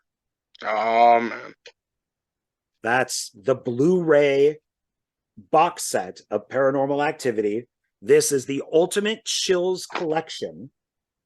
I just did a video on this recommending people to buy it, and it's got that cool, like you got the same type of cover thing, and it has all 1, 2, 3, 4, 5, 6, 7 movies and a documentary.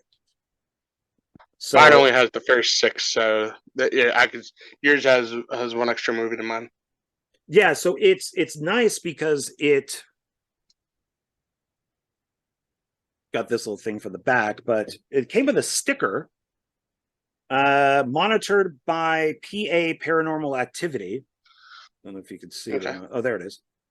But here's the first one, and there's there's 2 versions. Except for the newest one, there's 2 versions of each film. So there's the theatrical version, which is like 80-some minutes, close to 90 minutes. And then there's the director, then there's the extended cut, which is like 100 minutes on each film, along with some additional trailers and deleted footage and stuff like that. But so each one of these, unrated version with alternate ending, never seen in theaters, and then theatrical version. And then Paranormal 2. They also, when you open them, they have an alternate cover art. So you're saying that there's like an unrated version? Is that the director's cut or no? It just says extended. Oh, okay. So or unrated is what they call it. So theatrical version and unrated version. And when I started looking up the times, like the theater versions were all between like 80 and 90 minutes. And then all of the unrated ones were all around like 100 minutes. Okay, so, well, you must have you must have like the extended cuts because mine, the first one, the theatrical version is 86 minutes, and the unrated is 86, also 86 minutes. The second one's 91, the unrated is 98, third one's 83. Oh, so you got the same thing. Yours also has the unrated and yeah. Oh, okay, okay. Maybe the first one you said is 100 minutes. Well, I don't know. On mine, they don't give me a running time for the unrated. It just says it just says 86. So I'm assuming that the unrated one is longer. Well, mine says the unrated is also 86 minutes, which doesn't make any sense to me. Maybe that's why they only put one time on mine because they're the same length. Maybe. But then when you get to the other ones, well, in the back here, like I said, Paranormal Activity 2, the theatrical version is 91 minutes, but the unrated is 98. Yeah, that's what I'm finding with most of these. So, like with part 3, it's 83 and 93. So it's 10 minutes longer. Yeah, part 3. And then, the one that you were saying is 100 minutes long is the marked ones. The marked ones. is 84 minutes, and then the unrated is 100. Okay, yeah, because part 4 is 87 and then 96. Yeah.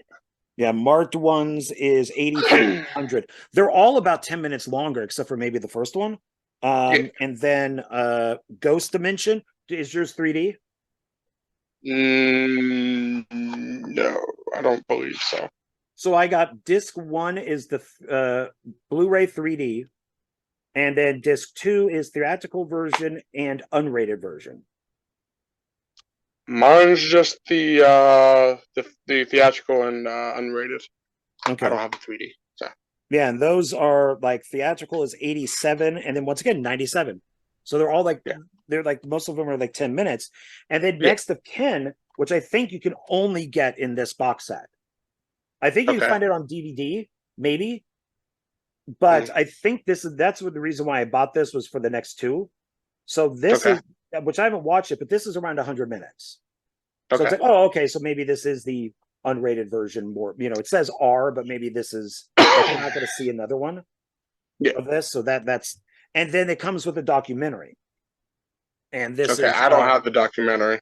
It's good. It's a Unknown Dimension, the story of paranormal activity.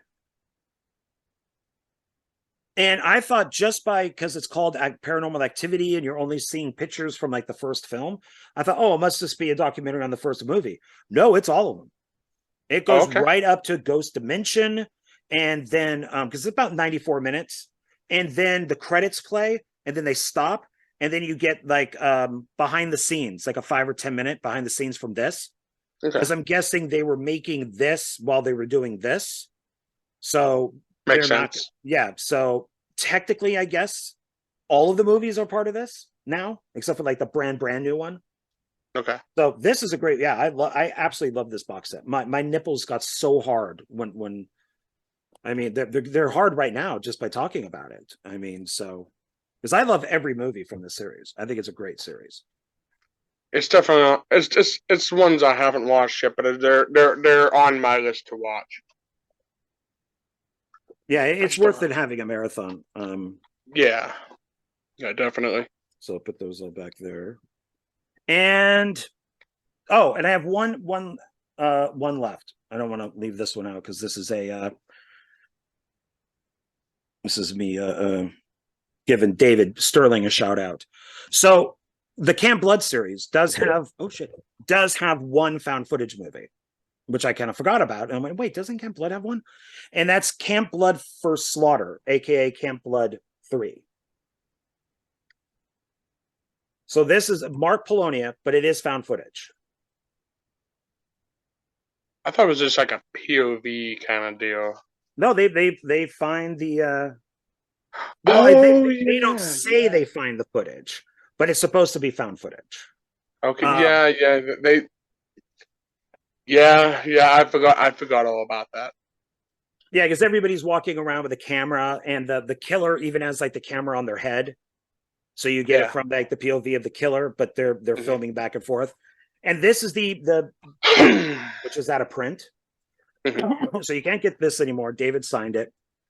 Originally, when he was releasing these on DVD, he put them in like these different colored boxes, which I thought was cool. But now the only way of getting these, to my knowledge, is the Camp Blood box set. Yeah. So, and you can get them individually through his David Sterling's Kanaki page. Yeah. And then this is the one to show. Yeah. Then here's the Blu-ray for Camp Blood, which I do have that. It's over there. I'm looking at it right now, but it's underneath a whole bunch of other movies, so I can't really get to it. Yeah, so I want to give a shout out to him since he did. He never signed my box. He normally signs it like right there. He didn't sign my box. Next time I see him, I'll have to have him sign it. Did he sign the bottom? No, it's black. Okay, because he signed the bottom of my Camp Blood, and then he started signing the insides. Oh, okay. So that would be it. So I got my little shout outs to people. So there you guys go. Yeah. And so anything else you got? That's everything. I mean, that's all I have found footage wise, but Okay. Again, all at my dad's house. All at my dad's house. So maybe your dad should be on this video. Maybe we could get him on Zoom and he can show us what you got over there. No, you don't want that. No. Shall we move on to 5 best and 5 worst? Yeah. I don't have a 5 worst because I really I mean I've seen a lot of found footage, but I can't really comment too much about worst because I really didn't see too many I didn't like. So yeah.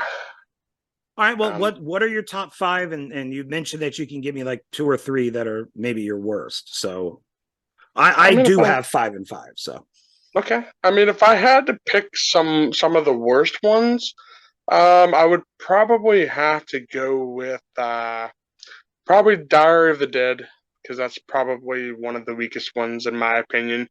Not so much from a story wise. I mean, but it's not really found footage. It is, but it isn't. If you know what I'm saying, like we talked about earlier.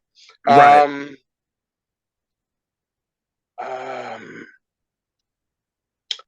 That's really the only ones I can really say. Okay. Maybe some of the ones maybe some of the ones you say about the worst. I mean, maybe I might agree with them. So okay. So what are your 5 best? 5 best. Well, they don't have to be movies you own. They could just be found footage movies you've seen. I have 4 here. I could probably think about many more, but my problem is you'll mention something, I'll be like, oh yeah, I did watch that. My memory's crap, so I admit that. But I guess we'll do my top 5, and then sure. Number 5 will have to go to Blair Witch. Okay. I mean, because I mean, it's what started the whole found footage genre. Right. It popularized. I mean, it didn't start it, but it popularized it. So I got to give Blair Witch credit where credit is due. Of course. Okay. Number 4, definitely the Matheson tapes. Okay. Because this was great. I mean, it's all shot on VHS, which on the back of the case it literally says, "Notice this movie was shot on VHS and edited on tape. Please approach the technical quality of the transfer with empathy." So it's being straight up honest with you. So you can't say, I didn't. This was VHS. It was crappy. I don't like it. You've been warned. My number 3 is the found footage, the fear footage 2. This one, one was good. One was trying to be an anthology, which it was good, but it was kind of took you out of the story. But this one is its own thing, and it's basically a sequel. It's going right. It picks up right where the first movie left off, and it's really good. So I definitely. They made a 3rd one called 3 a.m. I think it's called. So I haven't seen that one yet, but but this one's my number 3. Okay. Number 4, I do not have a copy of this because this was on YouTube. It was called The Museum Project. I actually sent that. I sent you. Oh, that's that. Okay. All right. Yeah, I'll check that out. It was really good. It was only 45 minutes long, but it kept you compelled throughout the entire movie, and it was fast paced, and that's what I liked about it. And I've even seen people in the comments saying, you know, as a person that loves found footage, I got to give these people credit because, and I agree with this comment, they know how to make a movie that makes sense from start to finish, and there's no filler. There's no continuous walking. You know, every time you look around, you're like, okay, what's going on? Does something move over there? And it's really good. I really enjoyed it. So that's my number 4. Or number 2. Sorry, number 2. Okay, I'm going backwards. Okay. Yeah. And number 1, Chronicles. Okay. Chronicles. This one I watched, and I've watched this at least 3 or 4 times since, and I'll probably watch it 3 or 4 more times. I'm actually due for a rewatch of this. I I think it's the superhero thing that I really like. You know, they get the superpowers and stuff, and again, each time I watched it, every time they scared that little girl with the bear, it's freaking hilarious. So that's my I don't number. remember that, so I'll have You to. don't remember that? That was like the No, best part. I remember them He's- like the guy knocks the car off the road and stuff like that. But I they don't they remember were that. in the toy store, and then all of a sudden the little girl's walking down, and then all of a sudden they lift the bear, and they're like, "Rah!" She's like, Oh, "Ah!" that yes, I do remember that. I'm thinking like she's in a park or something. Okay, yeah, Yeah, I do remember that. yeah, she's in the toy store. Okay, okay. So yeah, fun times. And yes, every time I see that scene, I laugh because it's hilarious. It is funny. Yeah, I remember it being funny. All right, so I'll start with my best. Like I said, I wish I could do 10 or 20 because there's so many of You them that could I have. love. I You know, could but have, I don't. man. I want to stick with what I set up. So, because the problem is the ones You that gotta break your rules, man. You gotta break your own if rules. I say 5, it's got to be 5, because a couple of these, or 3 of these, are more kind of Hollywoodish. So Okay. when there are, but the first one would be the Blair Witch Project. Now these are in no order. This is just how I was looking at the Wikipedia, and I'm like, oh yeah, Blair Witch would be, yeah, okay, this. So this is in no order. Well, if I really have to put my best, I wouldn't really put them in any order. I consider all of them just as good.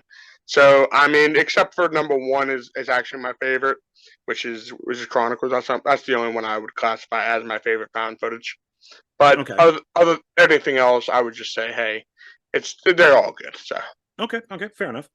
And so Blair Witch, then and I'll say the reason for Blair Witch is kind of like what you were saying, is that it kind of started it all. It had a massive impact on people. It became like a household name.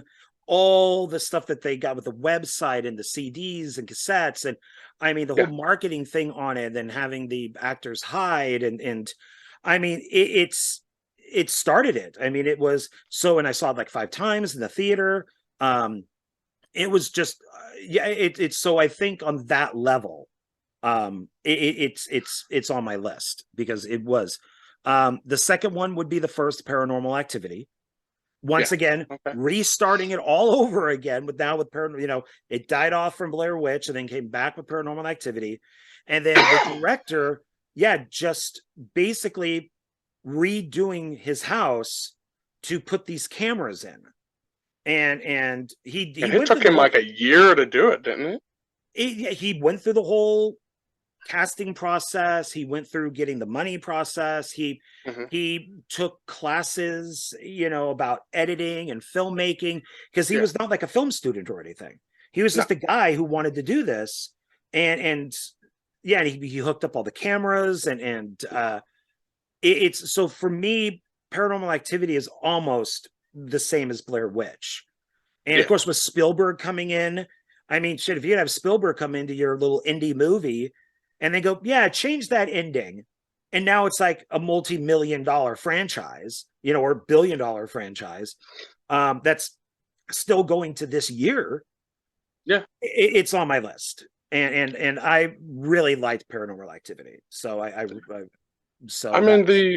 the amount of dedication that he put into that. I mean, like I said, he took like a whole year just to completely change his house around and make it look different than his own house, and putting the cameras in and making studying how to edit and all that. I mean, that's a lot of dedication.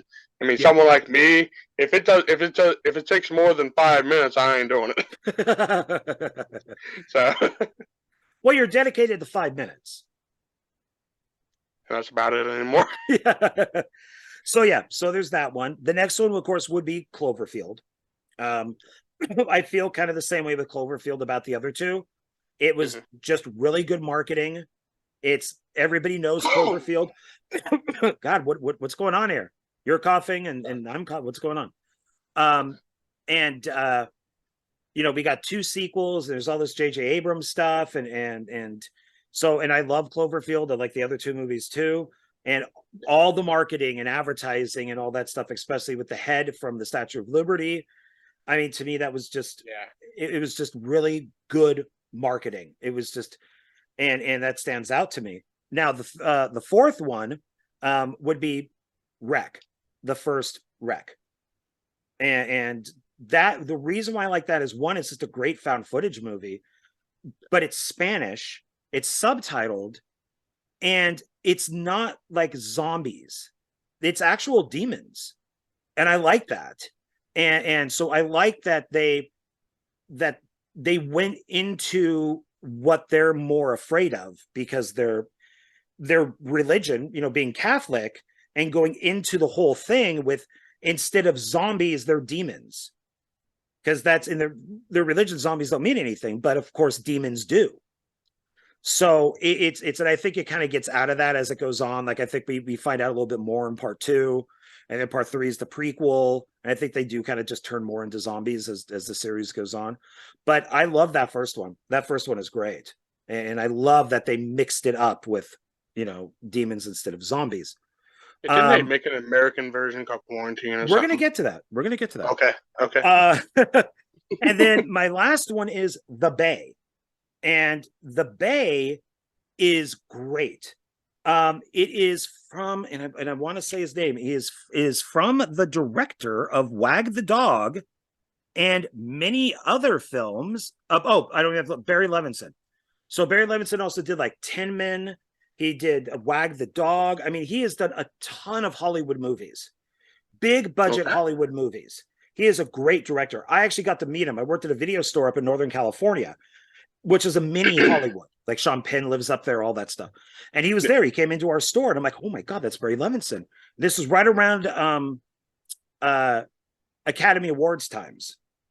Okay. And I was talking to him about because it was between Wag the Dog and Titanic. And I said, I thought Wag the Dog should win. And he goes, well, why is that? And I said, Titanic is just Star Wars for chicks. And he thought that was really funny. And so we got to talk for a little bit. And The Bay is, I don't know if you've ever seen these pictures, but they're like a fish, and there's a parasite in the fish's mouth that lives off the fish. So when it's a real thing. So when the fish eats, the parasite eats what the fish is bringing in. Okay. And it's a real thing. You can actually see pictures of it, like Google it or something, but they're real things. So that's the idea behind this, is The Bay has these parasites, and they're getting into people, and the people are kind of going a little nutty, and it's all found footage. And I'm like, my God, this guy's like a big time Academy Award winning director. Like, and he's making a found footage monster movie, and it takes place during the 4th of July. And so I watch it every 4th of July. I think it's so good, but I still haven't purchased it yet, but I need to buy it. So I'm going to have to track this one. What's it called? The Bay. The Bay. Yeah. The Bay. Okay. Well, I'm going to have to write that down so I don't forget. Now, one, I want to make a correction on. For years and years, I've been telling people, you need to see this found footage film. It is one of the best found footage films I've ever seen. And there is a beheading that is so disturbing. And I don't get disturbed in movies. I don't get scared. I may jump if there's a loud noise. Movies don't affect me. I mean, they just don't. I mean, if I'm watching open water, I don't think I'm in the ocean and a shark's going to attack me. I know some people feel that way, like Gravity. Oh my God, I'm in space. You know, it doesn't make sense to me. This beheading, water movies freak me out. I admit that. you're sitting on a sofa. Yeah, a friend of mine was going to go see that Ryan Reynolds movie, Buried, and he goes, "Wow, I hope my claustrophobia doesn't kick in." I'm like, "Dude, you're in a movie theater." But if you're into the movie, you're in a movie theater. And I remember it was either Siskel or Ebert when Open Water came out. They said that one of them said when they left the theater, they got down and kissed the ground because they didn't want to be in water anymore. You're not in water. You're sitting in a movie theater. How does this affect you? If you're in a haunted house, you're not being attacked by ghosts. You're sitting at home on a sofa. So that shit bugs the shit out of me. But the beheading that is in this film is as disturbing as that real beheading that like ISIS did on that journalist, which I did see before they pulled it. It is so real that it actually disturbed me. And I was calling it for a long time Crowbar. And I was telling people, look up this movie Crowbar. Well, there are like a few movies called Crowbar, but they have nothing to do with this. I'm like, fuck, what is it? And this morning I tracked it down. It's actually called Crow's Nest. Crow's Nest. Yeah, and it's a group of course, like shitty 20-year-olds who end up in this town of like hillbillies, and they accidentally kill this little girl. And of course, all the hillbillies come after them. And so it's kind of like Deliverance, but with found footage. And one of the 20-year-olds gets beheaded. And I was just like, oh my fucking God, this is so disturbing. This is so real. And it made me think back to the journalist who got his head cut off. Wow. So I highly, highly recommend Crow's Nest if people can find it. So yeah, if you really want to get disturbed. Crow's Nest, gotcha. Yeah. I'll check that one out. So the Crow's Nest and the Bay. And the Bay. I would check both of those ones. Now, my 5 worst. The Visit by M. Night Shyamalan. I fucking hated that movie. That's the one where the 2 kids go to visit their grandparents, and they're not the grandparents. I didn't know that. I didn't think it was found footage the whole way. I thought it was just clips. I thought it was like half found footage, half film. I didn't know it was a whole found footage. I think it's pretty found footage. I mean, it's on Wikipedia. I mean, it was listed as found footage, but I remember it being found that they're always with their phones and stuff. My biggest problem with this movie was so nobody in this family has pictures of their grandparents. The mother doesn't have pictures of her parents. Grandpa's old. It doesn't make sense. If the mom would have a picture up of her parents, and then when the kids get to the grandparents' house, there's no pictures of them at all. Like there's nothing. And they keep going and they keep calling. It's fucking stupid. M. Night in every one of his movies has to do something that makes no sense to make the film work. I mean, I even put down The Sixth Sense. I don't think Sixth Sense is a very good movie, because why wouldn't Bruce Willis know he's dead? I mean, hey, that makes no sense. If he knows he's dead, he wouldn't be able to get onto a bus. I'm going to tell you what everyone else said. It's M. Night Shyamalan because it's with a twist. With a twist. With a twist. With a twist. So The Visit, did not like it at all. And then I have not seen it, so I can't comment on it. I do like M. Night Shyamalan, so probably a very unpopular opinion. I've heard the new movie is shit. If you've seen that Knock at the Cabin, if you've seen the trailer, you've seen the movie. So I'm just gonna wait for it to come on streaming and probably watch it for free. So maybe.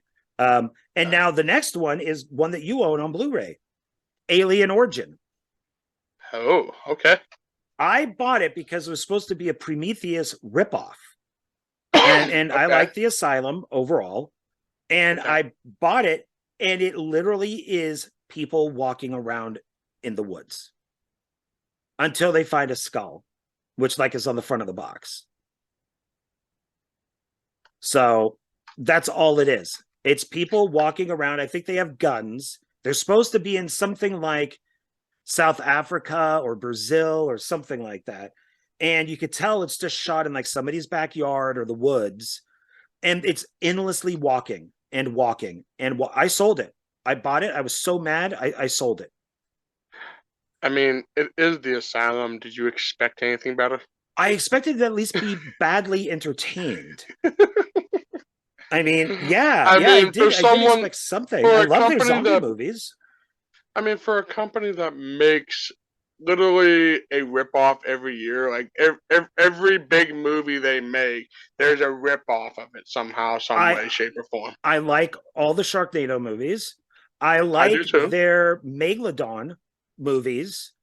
I like all their original stuff. Like that. Zombie Like stuff is really good, including their TV show. Z Nation was really good. So I just didn't. This literally looked like it was shot in like a weekend. That they're like, hey, let's go make this. Prometheus is out, so that was garbage. And then another one that both of us have, Diary of the Dead. okay. It's I've already gone over that, so there's no. It's We don't have to go yeah. over We'll them. go. We don't do it anymore. Yeah, we all know. And then another one by MTV Films called Project X.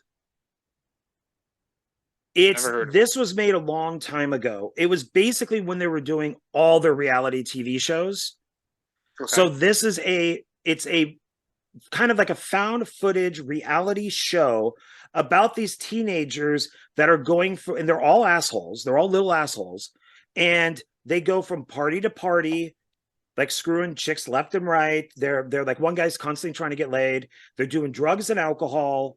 And I thought it was probably the worst example that kids could watch, like teenagers could watch. And it was I'm complete. sensing a theme here. Yeah. You hate movies with crappy teenagers. Oh, I can. Oh my God. Little kids are the worst, but teenagers are pretty bad too. And it's just horrible. I mean, it's just like, wow, how irresponsible can you be? Teenagers. So yeah. When were we responsible as teenagers? Let's be real here. Excuse me. And then the last one is Quarantine. It is a shot by shot remake of Wreck. Instead of doing demons, they did zombies. And it does not really have a satisfying, it has the same ending, but none of it is satisfying. Yeah. None of it is interesting. The only thing I will say is Quarantine 2. I like the ending because it takes place on a plane and the plane crashes and all the zombies get out into the desert. And we look over a mountain or like a hill and there's Las Vegas. Okay. And that I thought was, oh, fuck, if they do a Quarantine 3, maybe the zombies will be in Las Vegas. Well, they never made one. So the only good thing, there's nothing good in Quarantine. And the only good thing in Quarantine 2, which is not found footage, I think it's just a movie, are the zombies in the desert walking towards Las Vegas. That's it.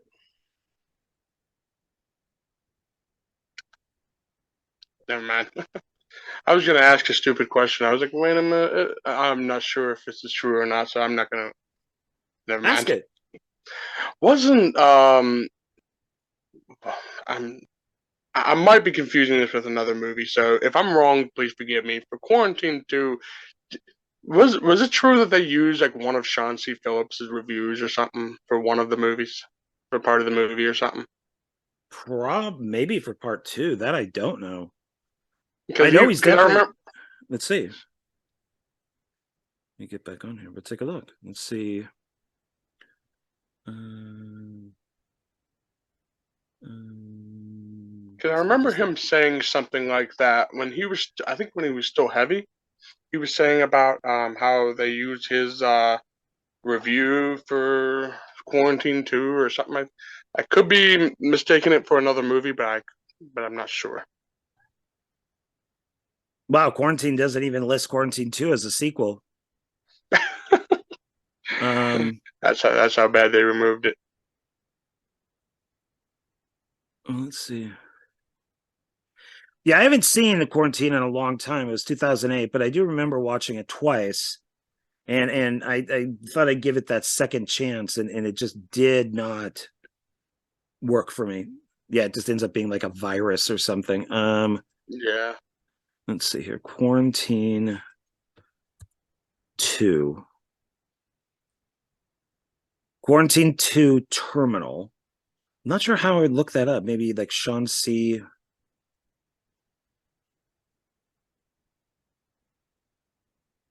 It's directed by John Pope.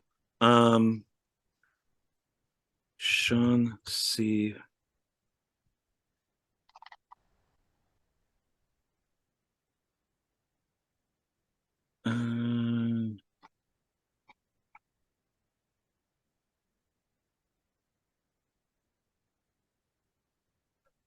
That I don't know. I'm not seeing. Yeah, I don't know how I would. It's all right. I'm not worried about it. Yeah, I'm just finding. I mean, it looks like maybe he was in Grave Encounters too. Maybe that's it. It's because Maybe it that's does. it. Yeah, it looks like movies and TV shows, and it says like Krampus, Ghost Shark, Nest of the Vampires, Ghostquake, and Grave Encounters 2. That might be the one I'm thinking of. Maybe so because I think Yeah, the cover which looked is the same. yeah, it is found footage. You know, so Grave Encounters 2 is Yeah. found footage. So, um, yeah. So, anything else we want to talk about? I have up the Wikipedia list of all the movies, and then I have up a list of good movies and bad. Okay. Have we ever touched? Did we touch about the controversy behind Cannibal Holocaust? In what we talked about it a And little bit. well, I'll just go ahead and I don't know if many people, well, a lot of people, it's public known. I mean, it's public knowledge. But do you remember how he was arrested Oh yeah, for because people thought it was his a snuff movie before snuff because movies. people Yeah, thought he actually killed his direct because he did what the people in Blair Witch Project did. Told him yeah. to say, "Hey, go stay away for like a year or two or something." I think they were away for like 3 years. They were not allowed to leave or anything like that. And then when they arrested him because they thought he killed his entire cast and crew, and he had to call every one of them to appear in court Yeah, to say, "Hey, we're alive. They yeah. didn't kill us." And they had to. I think he had to show them how he did certain things and how he did the impalement scene, which I All think that she. stuff is very impressive. Even that Oh impalement yeah. scene is still to this day. I think there's I think I watched the documentary on the film, or maybe it was a documentary just on cannibal movies, and they talked about that. But it's I don't mind the movie. I just don't. I don't like them hurting the animals. I don't like it. Yeah, that's like the whole reason I haven't watched it But yet because then do I criticize Apocalypse Now for them killing I think it was it's not a moose. They killed a mule. No, not a mule. Well, they killed an animal in that at the end when all yeah, the Vietnamese are all around. They kill an animal. It's got like horns. I think it's just a cow. Maybe it's just a cow. But something like they killed that. They like, and it's on camera that they that. do it. So each time that the native is hitting the cow, you see its head kind of slice off, and you see its shoulder slice off, and you see its back slice. So Yeah. I don't know. That doesn't bother me as much, maybe because it's Apocalypse Now. But at least the people in Cannibal Holocaust ate the sea turtle, allegedly. Yeah, but they really have to show it being dismembered and No, being just tortured the way it did. no more for shock, Uh, I guess. So I yeah. mean that's what I think it really was. I mean, just to see like, hey, look how brutal we are. Let's just see how far we can get away with this. Yeah, I don't like seeing any of that type of stuff at all. And even for Me something like neither. when we were making Meat Hook Massacre 4, I had at the beginning of the film, they run over a cat, and the cat gets ripped in half, and one of its back part is on the road, and its front part is like caught in the engine, and that's Hmm. what like stalls it. But I didn't want to see a real cat. I didn't want to see it happen. And we used a stuffed cat that Miranda Dudley, the effects artist, she just Hmm. took the cat and cut it in half and then put blood here, blood there.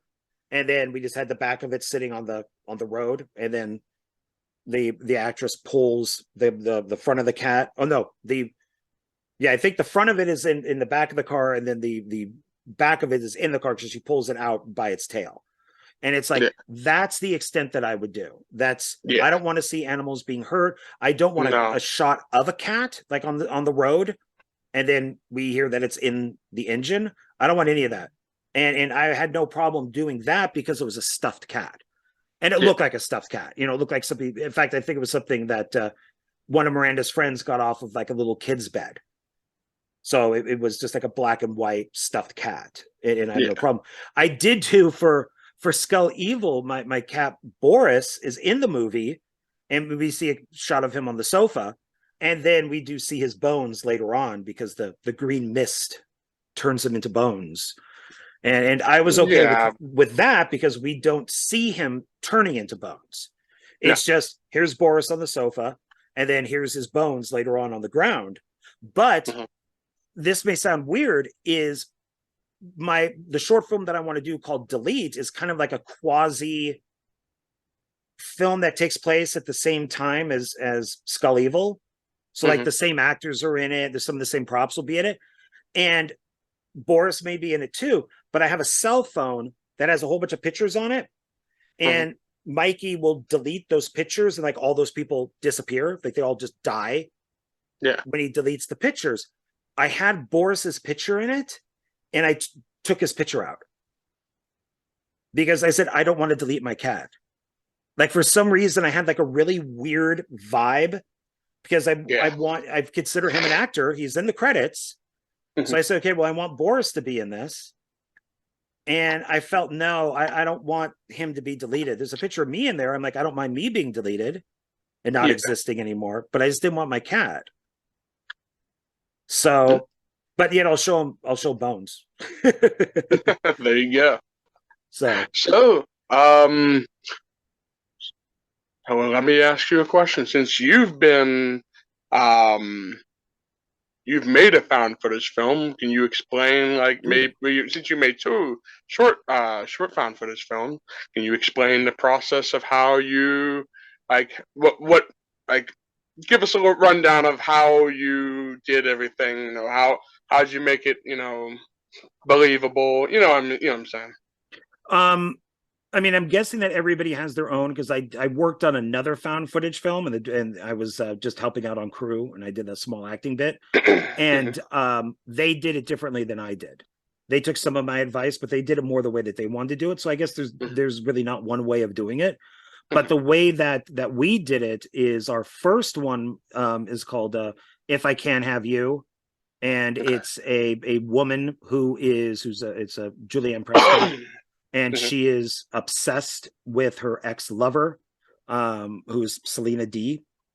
And Gotham is now, she's supposed to be more bisexual, while Julie is like a lesbian. As Miranda has pointed out to me, I have a thing for lesbians, I guess, because they keep popping up in my movies, and unintentionally. But yeah, everything is from Julie's point of view from her phone. And so what I did was I just wrote like a 1 to 2 page outline, and in between areas I wrote down certain lines of dialogue that I wanted them to say. So it's like, you could say whatever you want, that's fine, but I need for you to make sure that you say this line in this scene. And so Julie follows Selena D and Gotham around, just like spying on them. And luckily, and I didn't know this at the time, but luckily Julie was close enough but far enough away that both Selena and Gotham could hear her, so they just kind of went off of what she said. So if she's going like, oh my god, I used to have great dinners with her, they could hear her say that without Julie knowing it. And then Gotham would say like, hey, you want to go out for a dinner tonight? And then Julie would react and be like, oh my god, you know, they can't believe he's taking her out to dinner. And so all of that, the original version does not have a cell phone in it, but the remake, the new cut version does, called the cell phone cut, and that has the cell phone in it. And the original one was supposed to look more like VHS, because it was going on like a collection of stuff that looked like it was supposed to be VHS. So I was told to cut out the cell phone stuff, even though I got approved for it. So there's 2 versions of that on my YouTube channel. And then for and I was always behind Julie. So if she's driving, I'm in the back seat. I'm just lying down, and I'd be like, say something like this. And then we would wait for a second, and then she would say it. So I was always behind her. And in some cases, I might have been in like another room. So, and the good thing is at the end of If I Can't Have You, is there's like a weird glitch with the phone, which was not on purpose. It's my phone ran out of batteries, and it glitched literally right at the end when she's opening up a door, which was the ending of the film. Okay. And it has this weird glitching thing. It's like, oh, this is a perfect ending. And then for Cannibal, which is also the hike, we did, so that's the second one, we kind of did the same thing. So Miranda worked on If I Can't Have You with the blood, and then she worked on Cannibal. And we had like Mindy and Johnny were on that one, and then we had a little larger crew went out to the desert in like the little ravine, and Mindy was supposed to make it look like she was holding a VHS camera. So there's a couple, even though she's just holding my small Canon camera, but she would be like, ugh, wow, that's heavy, and she's just holding just my little camera, and she would be in a ravine, and I did the same thing. I wrote up like a 2-page outline, and she'd say this line here, say this line here, say this line here. Otherwise, you could improvise. But we went over what would be said, and so I would be on top of the ravine, kind of ducking down, and I'd be like, action, and then she would take the camera, and then she'd just walk through the ravine. And in certain cases, I had like Miranda on top, and she'd like throw a rock behind Mindy, and then Mindy would turn and be like, what's that? What's that? And then she'd go down a little bit more, and then there's an area where in the outline she trips and like really hurts her hand. And the good thing about found footage is that she can fake fall. And then we cut to her with like a really bloody hand and her like putting a like gauze around it. Yeah. And so stuff like that. There's an area where a big kind of like a bush was in there, but there was like no leaves or anything on it, but it was really prickly. And so we start with her going under it. She's like, ow, ow, ow. And then we cut to her coming out of it. And then and she's like, oh, fuck, this really hurts. And then it cuts to her sitting there like bloody, because like the thorns and stuff or whatever it was, like messed her all up. Yeah. And, like I was mentioning earlier, the gunfire, we worked into the film. And Johnny plays a cannibal who then starts chasing her at the end. Yeah. And but everything is from her point of view. So each one took a day. Took like a 10 to 6 type of thing. Okay. By the time we got to the set and the effects were all set up and costumes, and we go over the outline, and this is what you say here. And, if you're going to go into a grocery store, maybe go to these areas, like go to the flower area for, If I Can't Have You, go to the flower area and talk about flowers, that type of stuff. So I want to make another one. I want to do a feature film. Found footage. There you go. Yeah. I mean, hey, I enjoyed both of them. The I Can't Have You, the cell phone cut, the only one. I didn't see the short version. So the short version is like done like VHS, or is it still in like the long version? Or? Okay, so my fault on this is I was asked to be on 2 different. I don't want to say what they are because I don't want to give them any publicity. But there were 2 found. There's supposed to be like 2 VHS found footage movies, and I did the mistake of doing the cell phone one like this. Okay. When it should have been like this. Okay. And we actually did shoot it on my cell phone, and so the guy who was putting it all together had to crop it to like how you look. So I'm losing all the sides. That's totally my fault. And he did give me the okay to use the cell phone. And then when I sent him the footage, he's like, well, why is this a cell phone? This is supposed to be like the 80s. It's supposed to be like you're holding like a VHS camera. I'm like, you okayed the cell phone. So I had to go back, cut out all the cell phone stuff, and then he cropped it. And then when I saw it, I'm like, this sucks. I don't want my movie in this film. And he's like, tough, it's in the movie. So then for the second one, when I did Cannibal, I then shot it on my Canon camera. So the picture was like mine. But what I didn't realize is I didn't crop it in the lens. Yeah. So even though Mindy is basically in the center, she still does stuff on the sides and it got cropped. My fault, once again. Yeah. And so it had to be cropped, and then it went on to the part 2. Yeah. So I don't consider those to be authentic versions. Yeah. So I played around with stuff to see if I could make it better or whatever. So that's why there's 2 different versions of If I Can't Have You. There's the one without cell phones, and then there's the one with a cell phone, which I think is better. I mean, it makes it more now, while the other one, I guess, is supposed to be, 80s. And then the one that's in the film, I guess, has more like grain, and it's supposed to look more like videotape. So, which mine don't. And then for like Cannibal, I did 3 versions of that. So like there's like the original analog version. There's like 3 different versions of the film. One of them I did as VHS. So, but it's still a wide screen. It's not the correct. Yeah. It's not like the 3:4 aspect ratio. It's just the VHS like overlay. Yeah, I found something on YouTube that was just like, make your film look like VHS, and so okay, just laid it on top of it. So there's 5 found footage films, but it's only 2. There's just like 5 versions. Yeah. That's all on the channel. So but I'd like to do something more, learning from the mistakes that I made on the other ones. Yeah. So it's one I'd like to do someday, do a found footage film. Definitely learning from the different filmmakers, what the ones I've watched, like see, okay, this is how you do it, this is how you don't do it. And one thing I will say about the only thing I'll say that I hate about found footage is the pointless jump scares. I feel like that's cheating. I mean, I just feel like that's cheating. Well, I mean, would you get jump scares if you're just walking around with a camera? I mean, I don't know, maybe if like you're walking on a street and like a homeless guy walks out, from like an alleyway, you'd be like, oh shit, like the camera would move.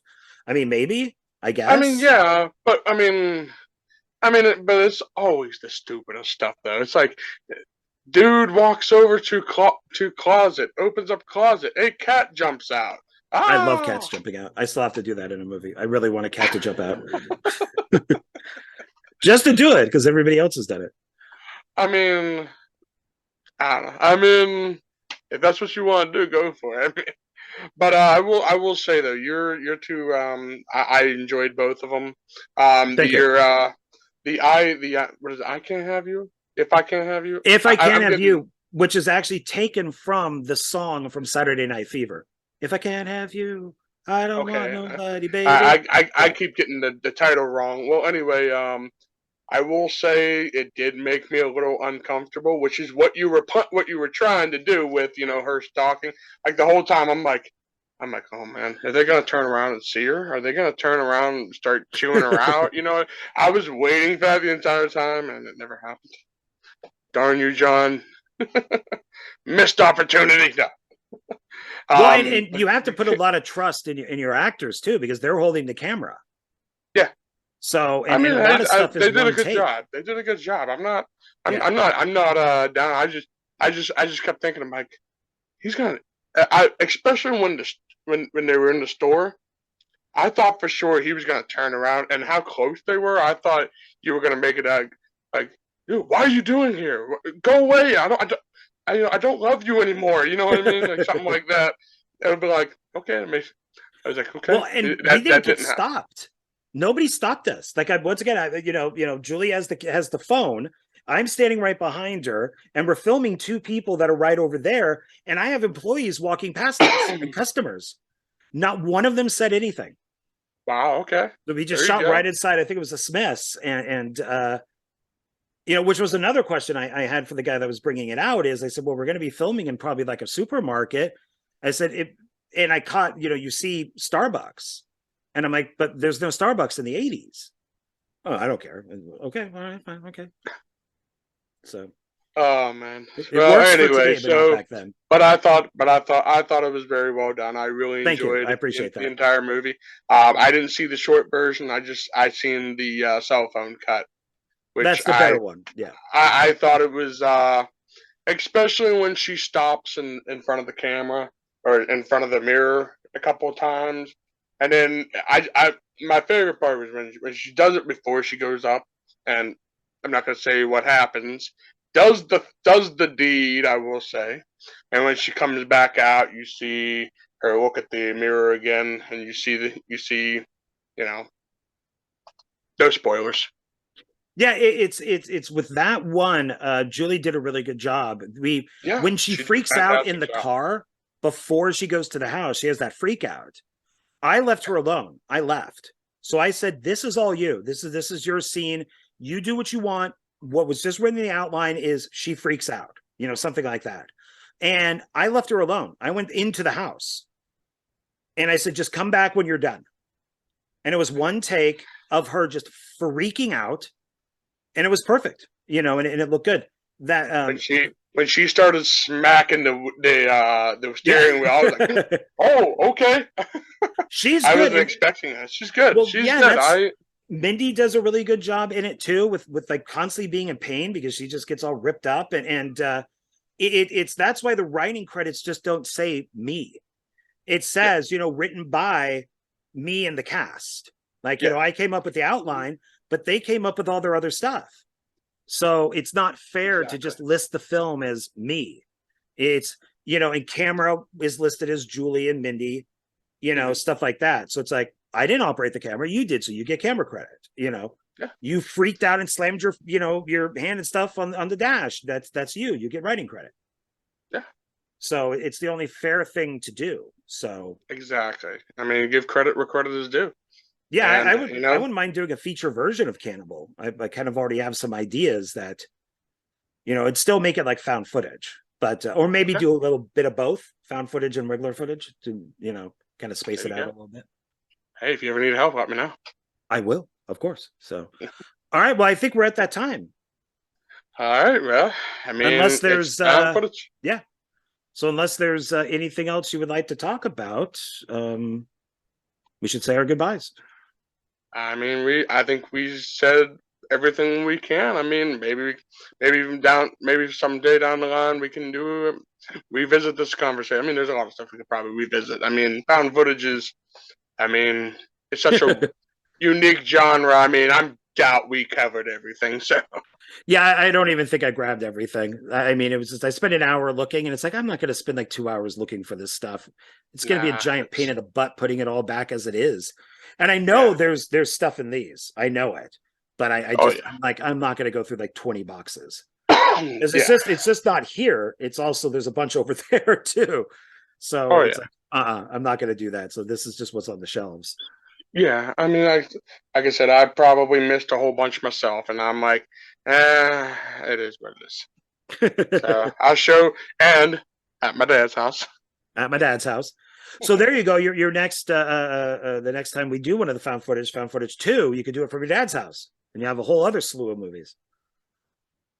Only one problem with that: we don't get service out there. Oh, okay. He lives in a dead zone. I'll call it as it is. Okay, all right. So. But I'll give you fair notice so you could go over and grab some then. There you go. We'll do that. Yeah. So, all right. So I guess we're gonna say goodbye. Yep. I got everything out, so we're good. So bye everybody. Bye. Bye. Bye. Thanks for watching. I really appreciate it. And like, subscribe, share, do all that good stuff. So Donald and I really do appreciate the people who watch and share and comment and stuff like that. So let us know what your found footage movies are. What do you like? Give us a few of them. Don't just one, but give us like 5. Give us like 5. Give us your top 5. Give us Give us your top 5, and then give us your 5 worst. Yeah, in the comments. Yeah, do that. So if you can't think of 5, do 3. If you can't think of 3, do 2. But whatever it is, because I think people hate found footage more than they like it, so might be easier to do dislikes. So all right everybody, so we'll see you on the next video, which will be next month. Okay. Bye. Take it easy, guys.